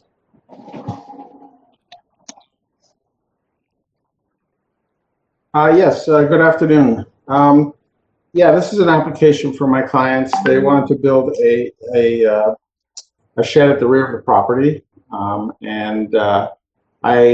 Prior to submitting to committee, we spoke with the area planner, Catherine Young, who had no concerns with it. So we proceeded to move forward with the application. But basically, it's a rear shed that they will be using for their own kind of personal use, like a golf simulator in there, effectively, which that kind of guided the size of the unit. But there was no concerns expressed by staff. We did get some letters of support from 139, 141. And then we got a couple more after the submission from 100 and from 93 as well. So it's not a complicated building. We're asking for 2 variances, one related to lot coverage. For the building, you're allowed to be 5%, and we're a little bit over. We're at almost about 8%. But if you look at where it's located on the property, you can see how far away it is. If you look at the site plan, you'll be able to see the next page. Yeah, it's way at the back. It's really not impacting anyone. It's basically a small building. There is a small variance related to height as well, about just over a foot. But that's to accommodate the golf simulator. I feel it's a minor variance for this for the site, because I don't feel that it has any impact on the adjacent neighbors, and it does provide a useful functional space for my clients.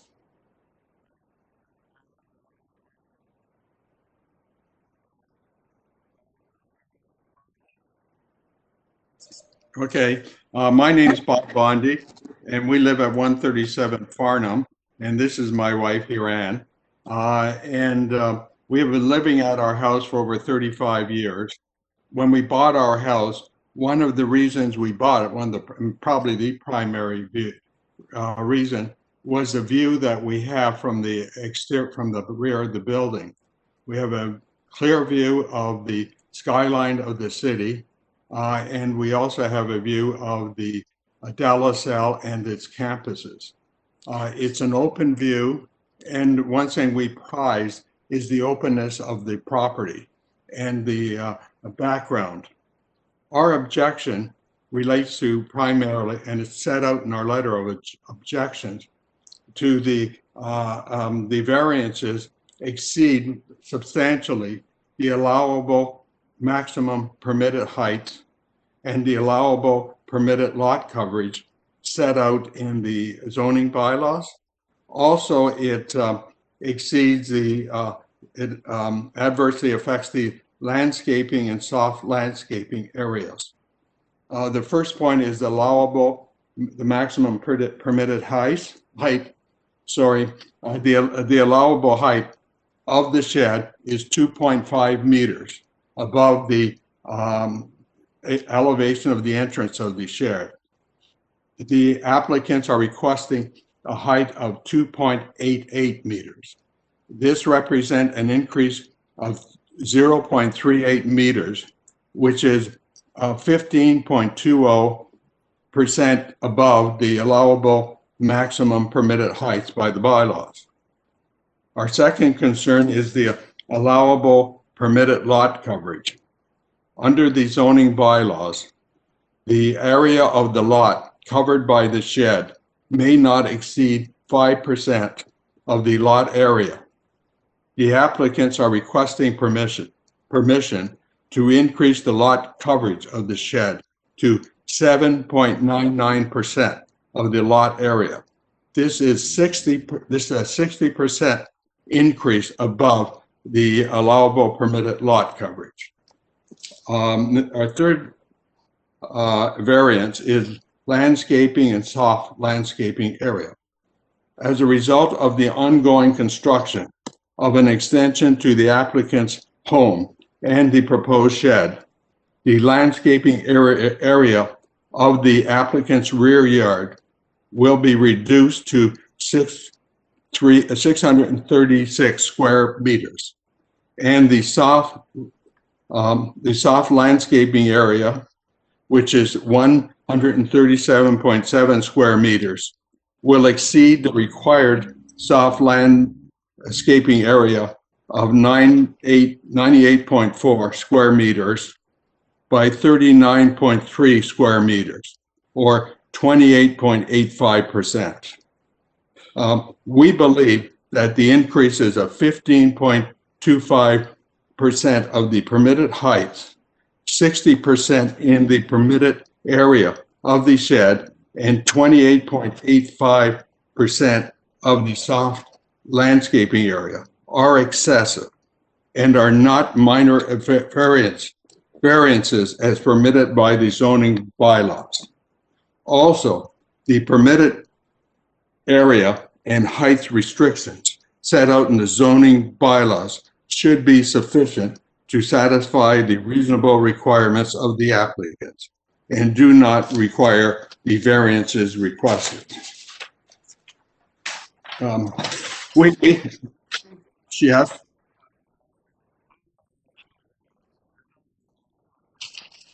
Well, yeah, but it was mentioned in the on the site. If you look at the what you call this? The survey, which was attached. If you look at the side of it, they indicate. Sorry, I can hardly see, but there is a reference. If they to these they haven't added, but they indicated that they will be reduced as a result, and there's a reference to the required soft landscaping area of 94.4 square meters.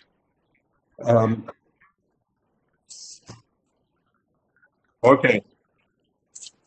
Yeah. Okay. Perhaps they are. It's just that it seemed that when they said required, it exceeds or is less than. Sorry.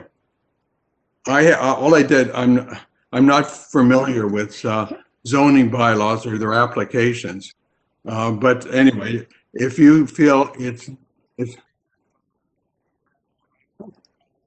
okay. Yeah. Well, Can I ask? I mean, that's a very large shed. I mean, as sheds go. I mean, this is like a little mini warehouse. It's anyway. It's not. Does somebody need a shed that big? What they're going to fill it with? They have height increase in the height in the area excessively, and this is a minor variance they're supposed to satisfy. And I say, okay, sorry. Thank you. Thank you. Yes, thank you. On the site plan, if we go back to the site plan, all that hatch pattern that you see between the deck and the shed is all grass. So it's mostly grass, this backyard area. The distance from the house to the shed, you couldn't even begin to notice a difference in height if it was, if it was in compliance or the extra foot that we're asking for. It's minimal impact to anyone. There's no setback requirements or setback issues related to this. And in terms of views and such, I mean, there's, we're not projecting across the neighboring property. It's at the back of the property. The size is to accommodate their golf simulator, and that's really, during the time of COVID and being able to just be, have a little bit of space in the winter to be able to enjoy oneself. It's really about that. It's really about being able to have a little bit of amenity space back there.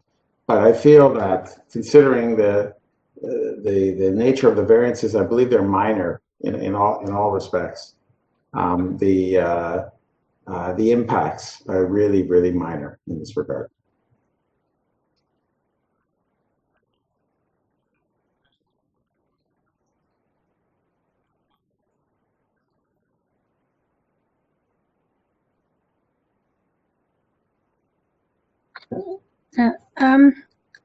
I can start.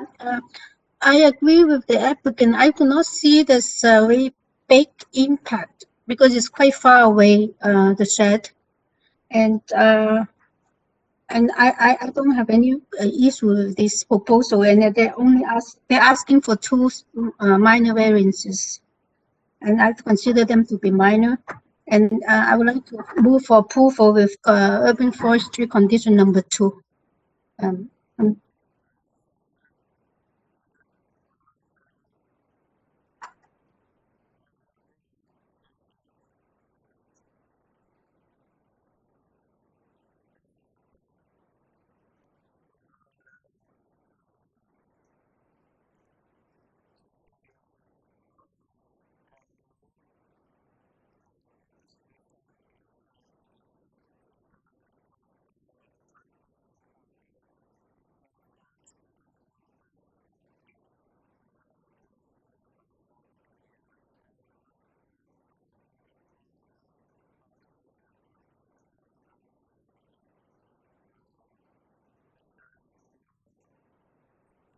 Yes, very good afternoon, Mr. Chairman and members of the committee.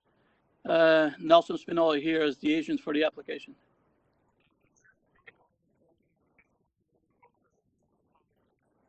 Certainly, Mr. Chairman. Nelson Spinola here as the agent for the application.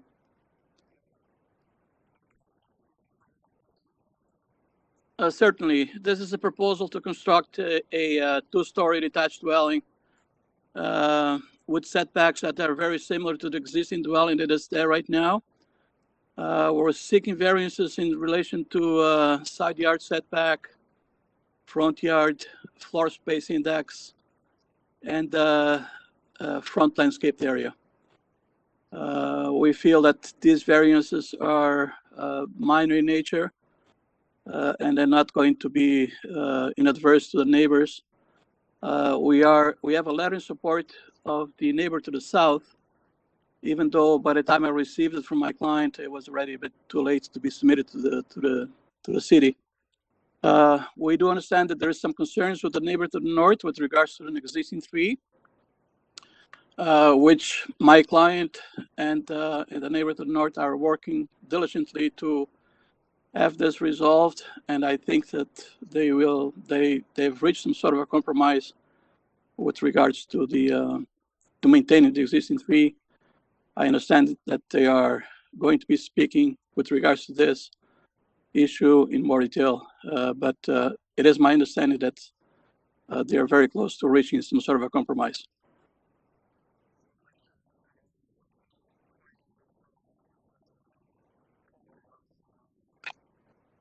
Well, one of the issues was with regards to the excavation being done very close to the existing tree, which is not the case. We're jogging the foundation wall, as you can see on the basement plan, to minimize the roots cutting. And further to this, we're going to keep an existing foundation that's there right now, where the basement walkout is. So we're going to keep that wall. We're not going to disturb most of the roots. And on the second floor, in order to minimize the cutting of some of the limbs of the tree, we're recessing the second floor back approximately an area of 3 by 3, 3 feet by 3 feet, so that the limbs will be kept in place.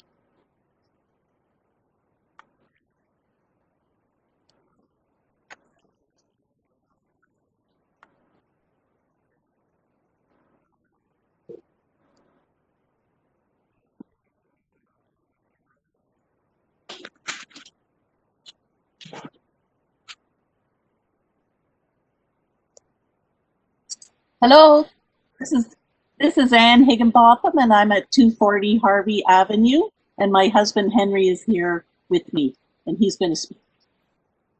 Hello, thank you.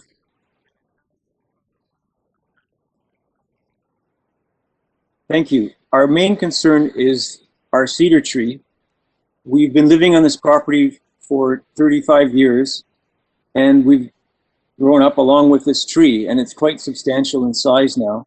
Provides wonderful shade to us in the summer, when in the afternoons our kitchen at the back really heats up, and if we take that tree away, it'll be horrible. So the tree is threatened by the proposed construction, and there has been some flexibility on the part of the owner at 238 by suggesting notching out the second floor of the building. The excavation for the basement, there will be a little bit of damage to the roots, but the main concern is the amount of foliage that will need to be removed, because the first floor of the house will run almost right by our trunk, and all the branches on that side of the trunk for that first floor, which is about 10 feet high, I guess, will need to be removed.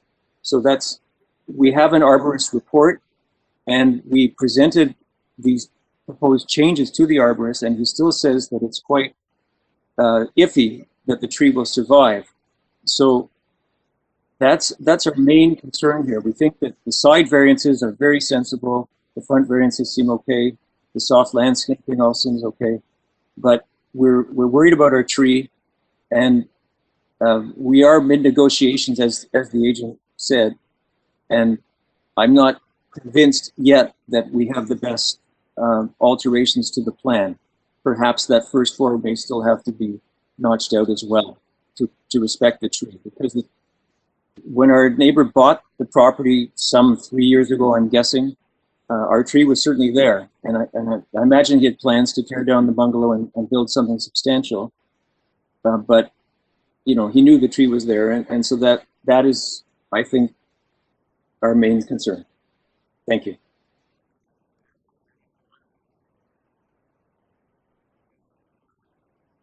Yes, I just want to ask if the neighbor knows that there is an urban forestry report attached to this application. And when I'm looking at my notes, we have 3 conditions. So that means if let's say we approve this application, the applicant will still have to go through with the Toronto Forestry to make sure these trees are not harmed, or with a reason to harm them. Right, I'm aware of that, and I stipulated in a second letter to the committee that my understanding is that unless we sign a permit to injure the tree, that the building cannot go ahead, and so that allows us some some safety to negotiate further with the owner and make sure we're all in agreement. Right, that's usually tied with the building permit, but if we are going to approve it, we can also add this as a condition. As a condition for you to continue on this discussion. Okay. Okay. All right. Yes, thank you.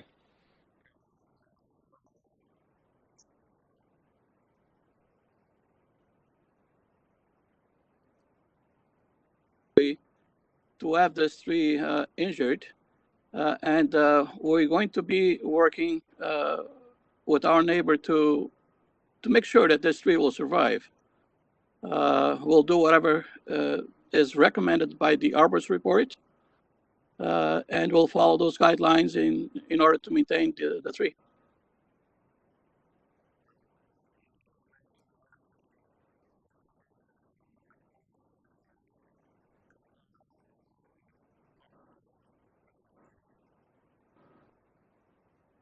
Yes, we'll be fine with the conditions that that comes up from the forestry department with regards to securing the tree survival.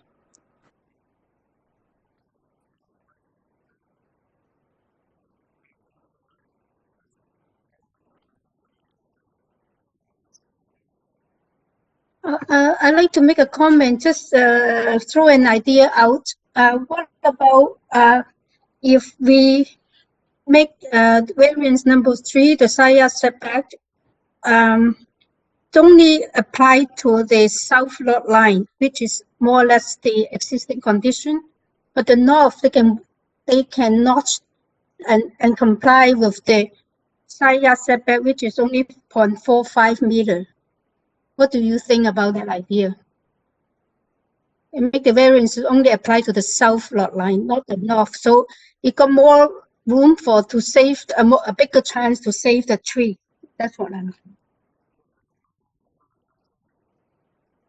Yes, but still, they're asking for only 0.21 meter, which is like 18 inches more. But if we will refuse that to the north, maybe they have a better chance to. So, this is only an idea. I'm not trying to.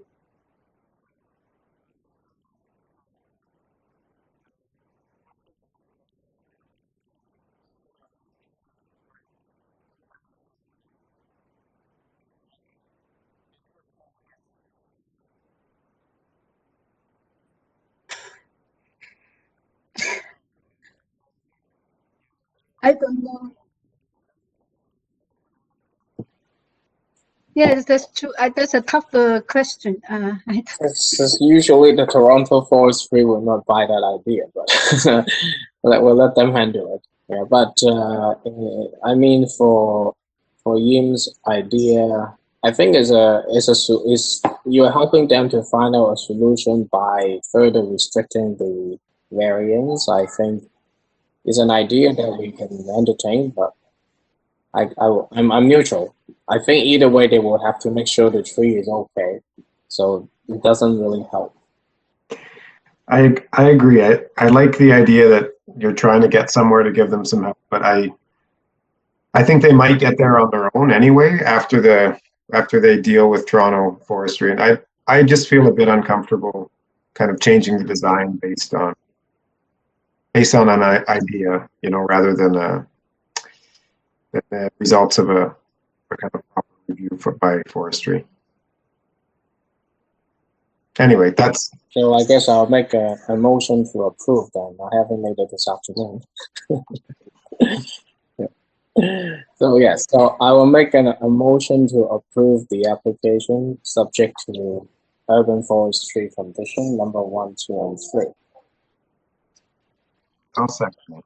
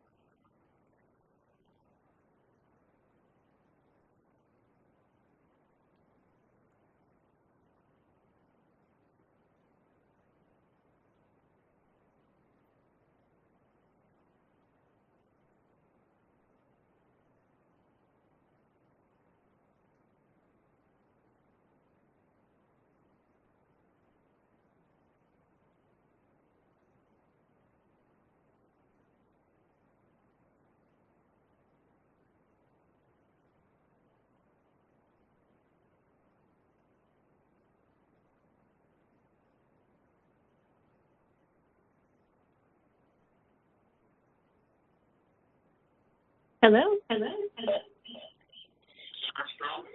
Hello? Hello? Hi.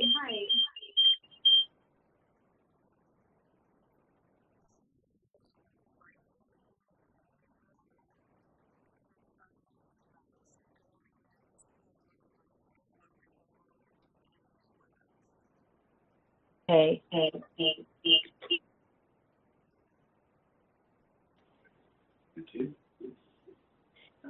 No, I don't think so. I don't know how to mute.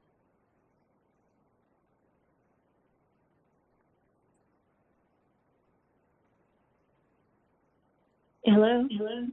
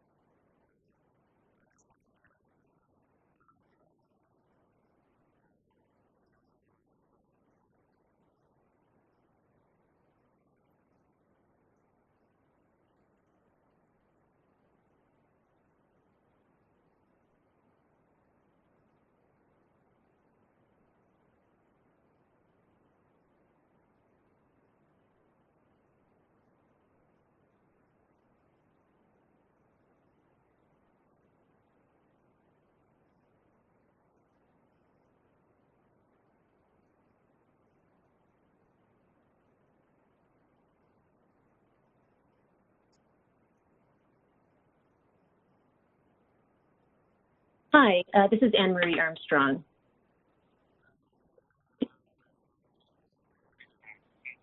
Wonderful, thank you. Hi, my apologies and thank you for your understanding as we worked through those issues. I'm not sure what happened there.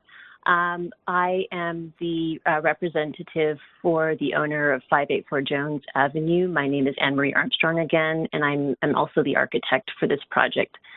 My address is also 584 Jones Avenue. Hi, this is Anne-Marie Armstrong. Great. Wonderful. Thank you.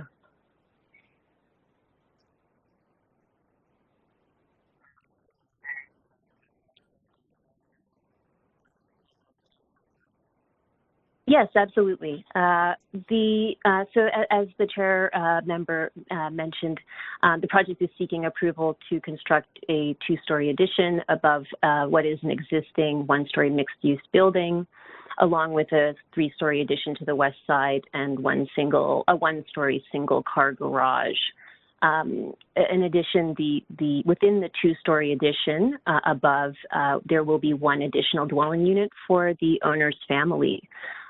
We should note that the third floor of the proposal is set back both from the second floor, let's say mass, on both the Hazelwood and Jones Avenue sides. And this was actually done in consultation with community planning and urban design when we had a pre-application meeting with them. After following that meeting, we received support for this project, and the staff report that has been submitted recently, we are fine with those conditions as well. In addition to that, on file, you'll see that there are a number of letters of support from the immediate adjacent neighbors. So we had a chance to review the plans with them and have received support from all immediate or adjacent neighbors. One we have received verbal approval from, so we don't have a letter to file for this application, but have received verbal approval, and that would be at 586 Jones Avenue. It is our opinion that the variances requested related to height and massing and density of the proposal are sensitively considered and are appropriate and compatible with the surrounding context. For example, in the planning rationale that we've also provided in the file, the immediate surroundings of the subject site possess many comparable examples of residential and mixed-use buildings to what is being proposed, both in terms of building height and massing. And photos and descriptions in further detail are included and can be found in that planning rationale. In conclusion, we believe that the variances requested are minor in nature, that they meet the intent of the official planning bylaw, and that no impact in negative regards will result from the variances being sought. We believe it is sensitively developed and in keeping with the community character, and I thank you for your time.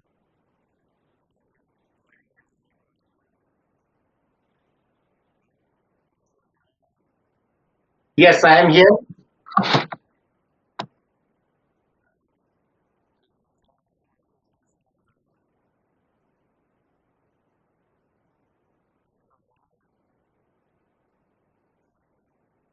Hello? Hi there, can you hear us?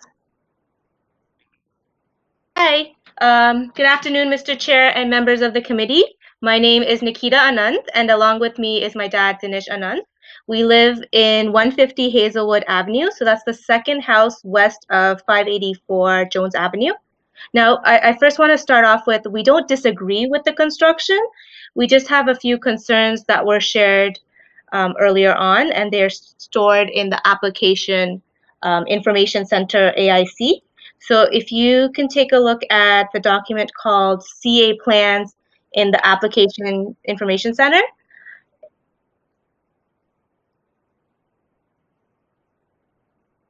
As indicated in this diagram, once it's loaded.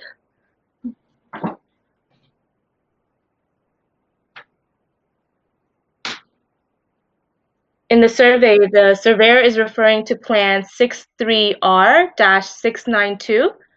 However, the plan does not agree with the referred plan, which is 63R-692. the 63R-692 is a certified document. We'd also like there to be a review for this dimensions noted under 2SU-O survey-SU.O,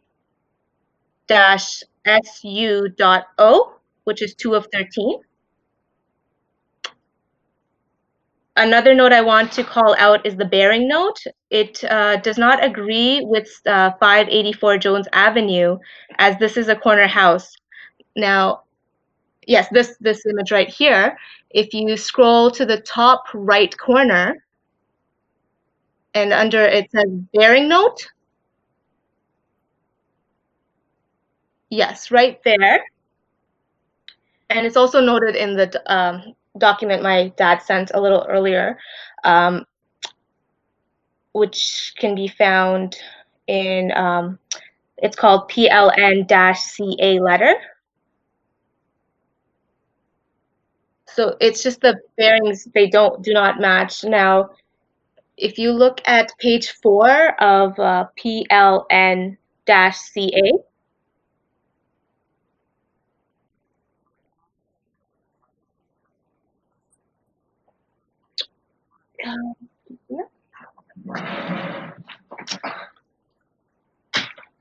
when was this submitted? Day before yesterday?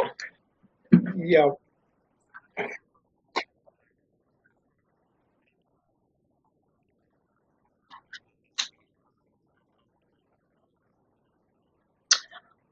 Oh, I understand. Sorry about that. Yeah, My let apologies. me just,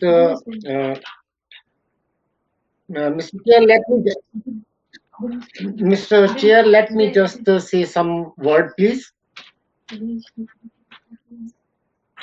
I informed the city, Mr. What's his name? Bram.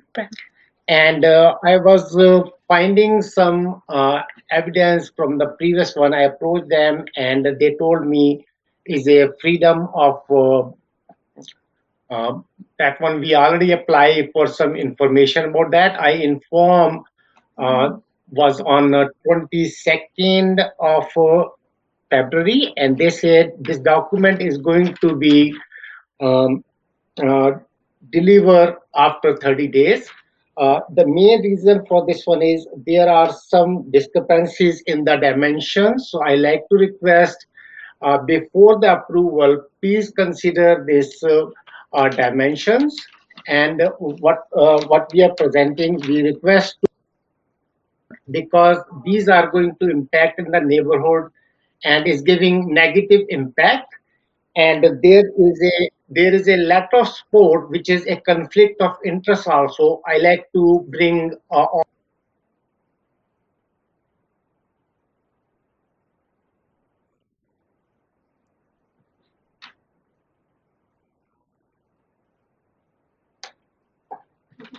Hi there. Sorry, I'm just gonna take on. So it's just the bearing information. We have just some concerns about that. Now, is it too late to look at those points, or?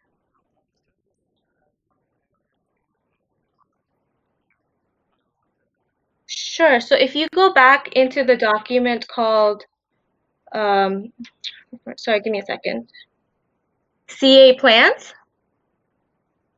This was already, it was the original document the applicant submitted.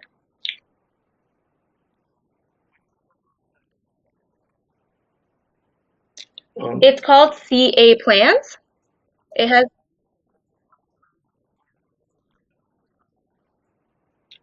I believe it's the survey plan, which is. This is it. Yes, exactly. If you could zoom in a little.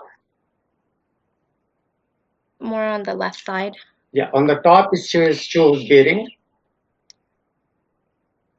So if you can see the N 15 degrees 5745 west, those in the original survey are noted north of the 150, 152, and 458. those bearings. Yeah. Okay, can I just explain this one? Because, sorry, Mr. Chair, just like to explain the governing bearings are mentioned in this block 584 Jones Avenue, which does not apply to 584 Jones Avenue block. This only applies north of like a part 1 drawing and part 2 houses. This does not apply in 584 Jones Avenue. You can verify this one. There is a, in my submission, I can't see that. In my submission, it shows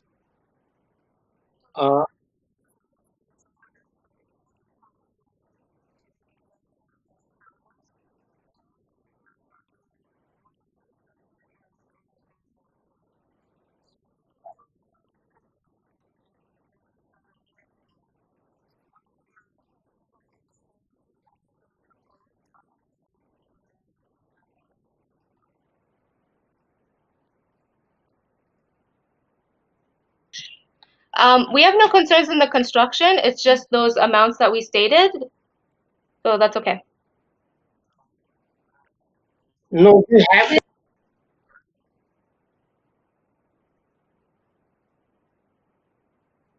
Can I ask a question? What numbers are you concerned? Because I really don't get it, other than the survey. Okay. Which one from here are you concerned about? Like you basically, I just want to sum up what you're trying, your point. I'm trying to help you, but quite difficult. We have to assume that the survey is correct. Just this is how it is going to be. The question right now is which variants, which of them or any of them that you think will have impact to your life or to the overall public realm.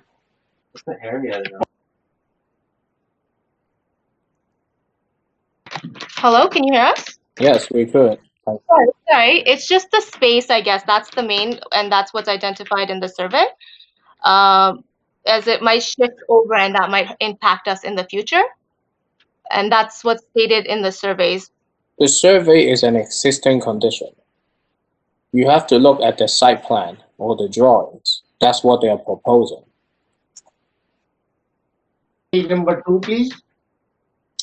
Right, so you can zoom in and look into those labels. Usually it will say proposed 3 stories building, right? So that's what they're going to propose based on the survey stand by the surveyor.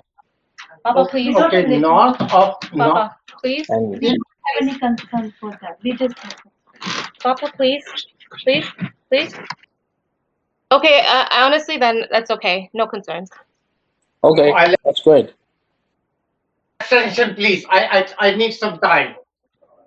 I like for another meeting, please.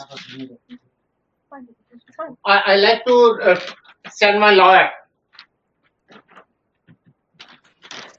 Okay, in that case, I guess the only way you can do it is to appeal later, but we'll see how it goes, okay? We really can't wait until your lawyer comes in today. Okay.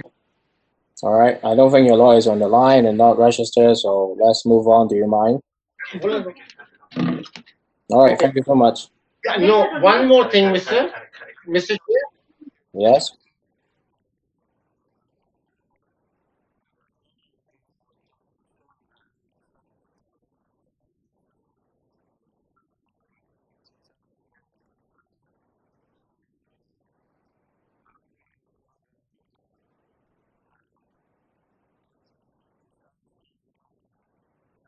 Hi. Yes, actually, we did come across Mr. Anand's letter of concern. It was posted yesterday, as noted previously. And as a courtesy to Mr. Anand, we reviewed the letter and also spoke with our surveyor, Young & Young Surveying. And we have added a letter of response from our surveyor to the file, which is available on AIC now. That outlines, that notes the concerns of Mr. Anand, but also clarifies and hopefully provides some reassurance for Mr. Anand of the accuracy of this survey. So Mr. Anand is welcome to download that letter, and we hope that that will provide some assurances and clarify any concerns, but we can confirm that the survey is accurate.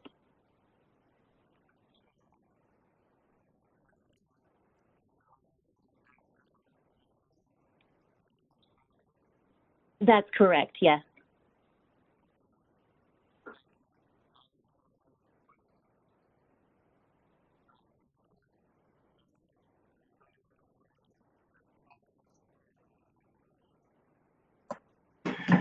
I'll start. I think this is a great project. I think it's really sensitively masked and nice setbacks, and it represents the kind of thing that we need to be doing on major streets near subways. And I can't see any negative impacts from the proposed variances. So I move a motion to approve, subject to planning's conditions in the February 24th letter.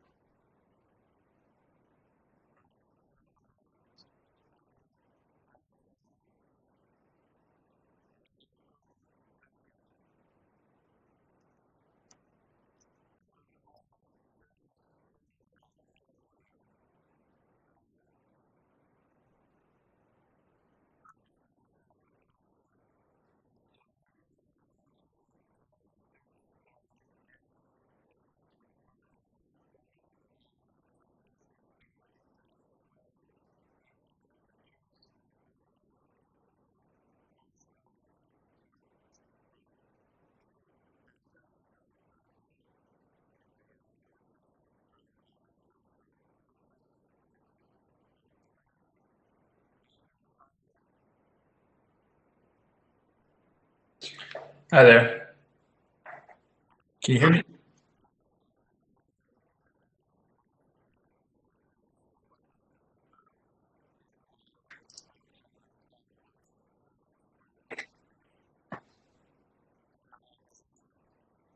Sure. Sure. So just to give you and the committee and the attendees a bit of background info on this, this is a third floor deck, which was constructed about a year or so ago. The homeowners are now seeking to legalize it as they didn't realize that it required city approval at the time. So the deck is built on the roof below and is sized comparatively to several others found in the neighborhood. It was designed to mitigate privacy concerns with full height opaque barriers on the sides and a glass railing facing the rear. So we've since consulted with community planning as part of the submission process, and they had no concerns to submit. And we have received letters of support from the neighbors, which you mentioned. And given the context of the neighborhood, which has several other third floor decks of similar size to this, we believe that the requested variance is minor in nature. Thank you.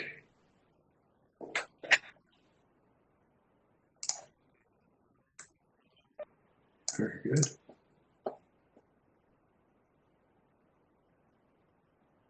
Hello? Hello? Oh, just a minute, I'll get in.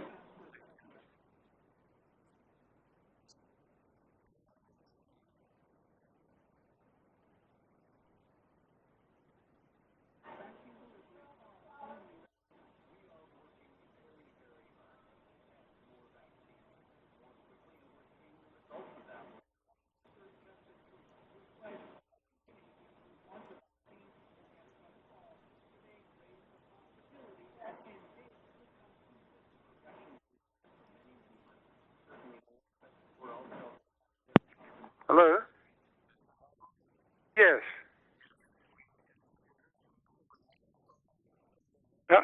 How's that? Can you hear me? Okay.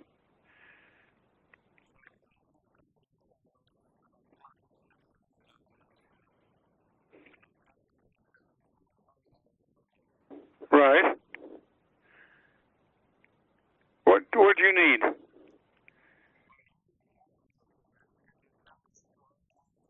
Oh, I see. Yes.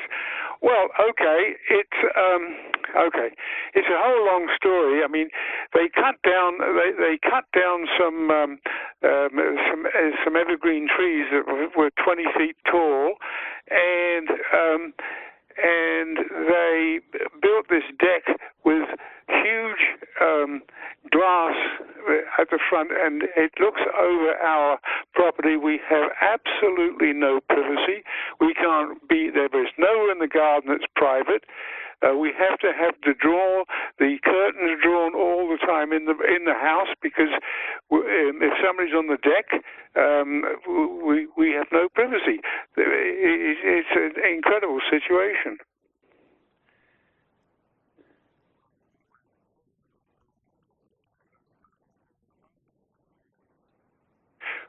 Privacy screens, absolutely not. That's what I want. They're just glass. They're glass screens. The whole thing is wide open. I sent pictures. No, it's a terrible thing. We've got nowhere that's private. They're not privacy screens. They're huge glass screens, and I sent pictures. People can sit there and they can just look all over our garden, because everybody else in the neighborhood have got sort of high fences, so they're private behind there, and there's no privacy whatsoever.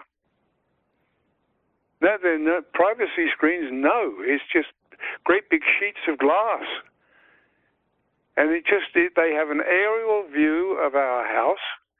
And one experiment I did one day, I stood back 4 feet from the window, and I looked up, and there were two girls on the deck, and they waved at me. I went to my master bedroom, and I stood back and they waved at me, and I just thought, this is unbelievable. No privacy at all. Because I was thinking the next thing we have to do is take a civil action if nothing happened at the city. But there's no privacy. No, I don't care about having the deck bigger. That's okay. But what I do care about is that we have no privacy in our garden whatsoever. I think those are not privacy screen. I'm sorry, I couldn't hear what you said. Oh, I was saying that those.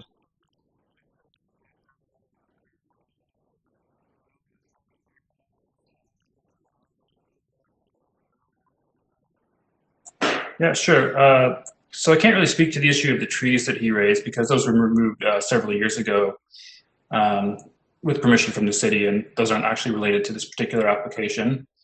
But in regards to his privacy concerns, so as per the photo that he submitted, we do have full height opaque railings on the sides of the balcony. It's only at the back of the balcony where there are 2 glass panels. But in that case, it's also a full 27-meter distance from those panels to the rear end of Mr. Noble's house.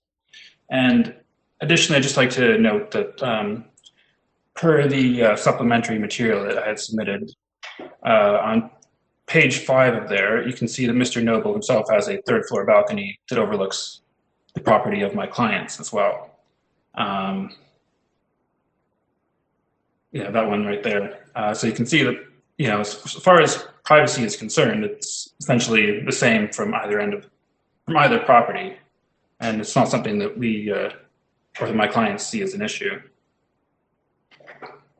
And further to that as well, we have windows at the back of the house. So whether or not there's a balcony, you can still see the neighboring houses from the windows. So I don't believe that the balcony itself is a privacy concern. Thank you. Yes, I have one.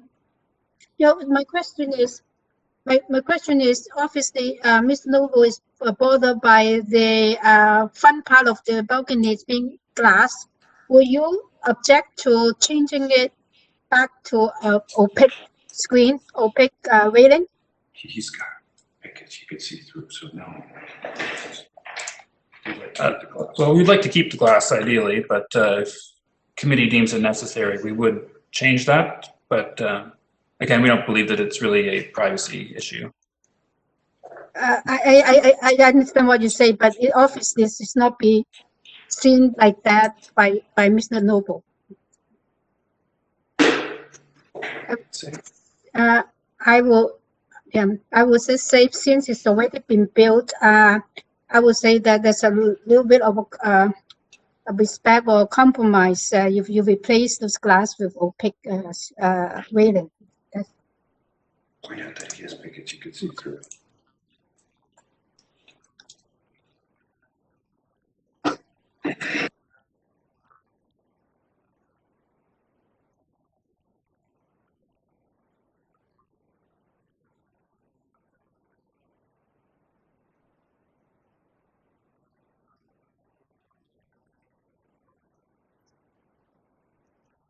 So, yeah, I would like to make a motion for approval with the condition that the front panel will be replaced by opaque railing rather than a glass railing. I think it's a good compromise because they have a very large deck now. And that's my motion. I'll second that.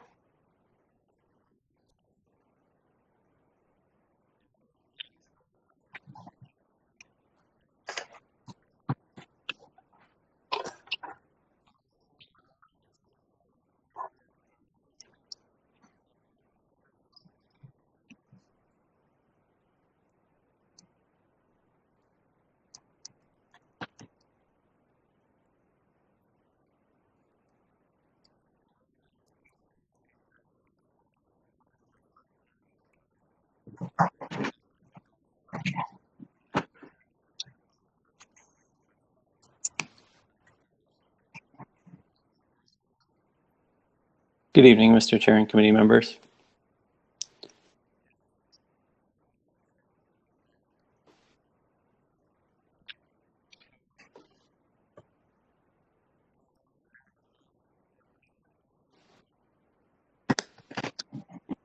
My name is Adam Brander. My address is 49 Bolton Avenue in Toronto. I'm the agent and the architect for the proposal at 47 Braemore Gardens. I'm here to request relief for 4 total variances. One variance looks at floor space index of 0.51, where 0.35 is permitted as of right. The proposed additional area amounts to 8.6 square meters to be added. The area is within the existing as of right building form on the second floor level, which would seem minor and essentially a more efficient use of the building form with negligible impacts to the neighborhood fabric. Also included in the support material is a quick comparative study to FSI approvals in the neighborhood. This proposal is observed to be much more restrained at 0.51 than several FSI approvals ranging from 0.58 to 1.04 in the area, which were also approved. So it would seem this is supportable by comparison. Another variance looks at the front deck and canopy side yard setback. Zoning bylaws were amended recently to allow house additions to maintain setbacks of existing houses to eliminate unusual jogs in the building form. So the intent and spirit of this adjustment has yet to be extended technically to include aspects of the building like porches, canopies, and decks. So a variance is requested here. If we look at the site plan, the northmost portion of the front porch and canopy that is hatched on the site plan requires relief to match and align with the house. Similarly, the rear deck northmost portion that is hatched again on the site plan requires relief as well for its proposed alignment with the house. This condition of porch, canopy, and deck extents matching the house is commonplace in the neighborhood, as we have to look no further than the next door neighbors on both sides to see these conditions matching. And related, a 0.6% rear yard landscaping variance is also requested to deviate slightly from the 50% requirement as of right, which is quantitatively minor.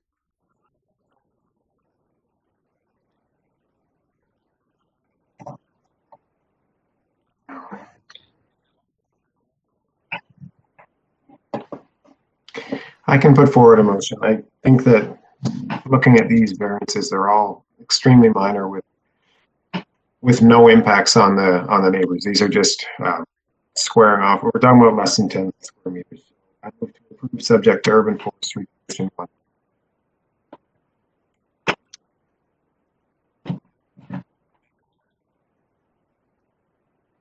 I did.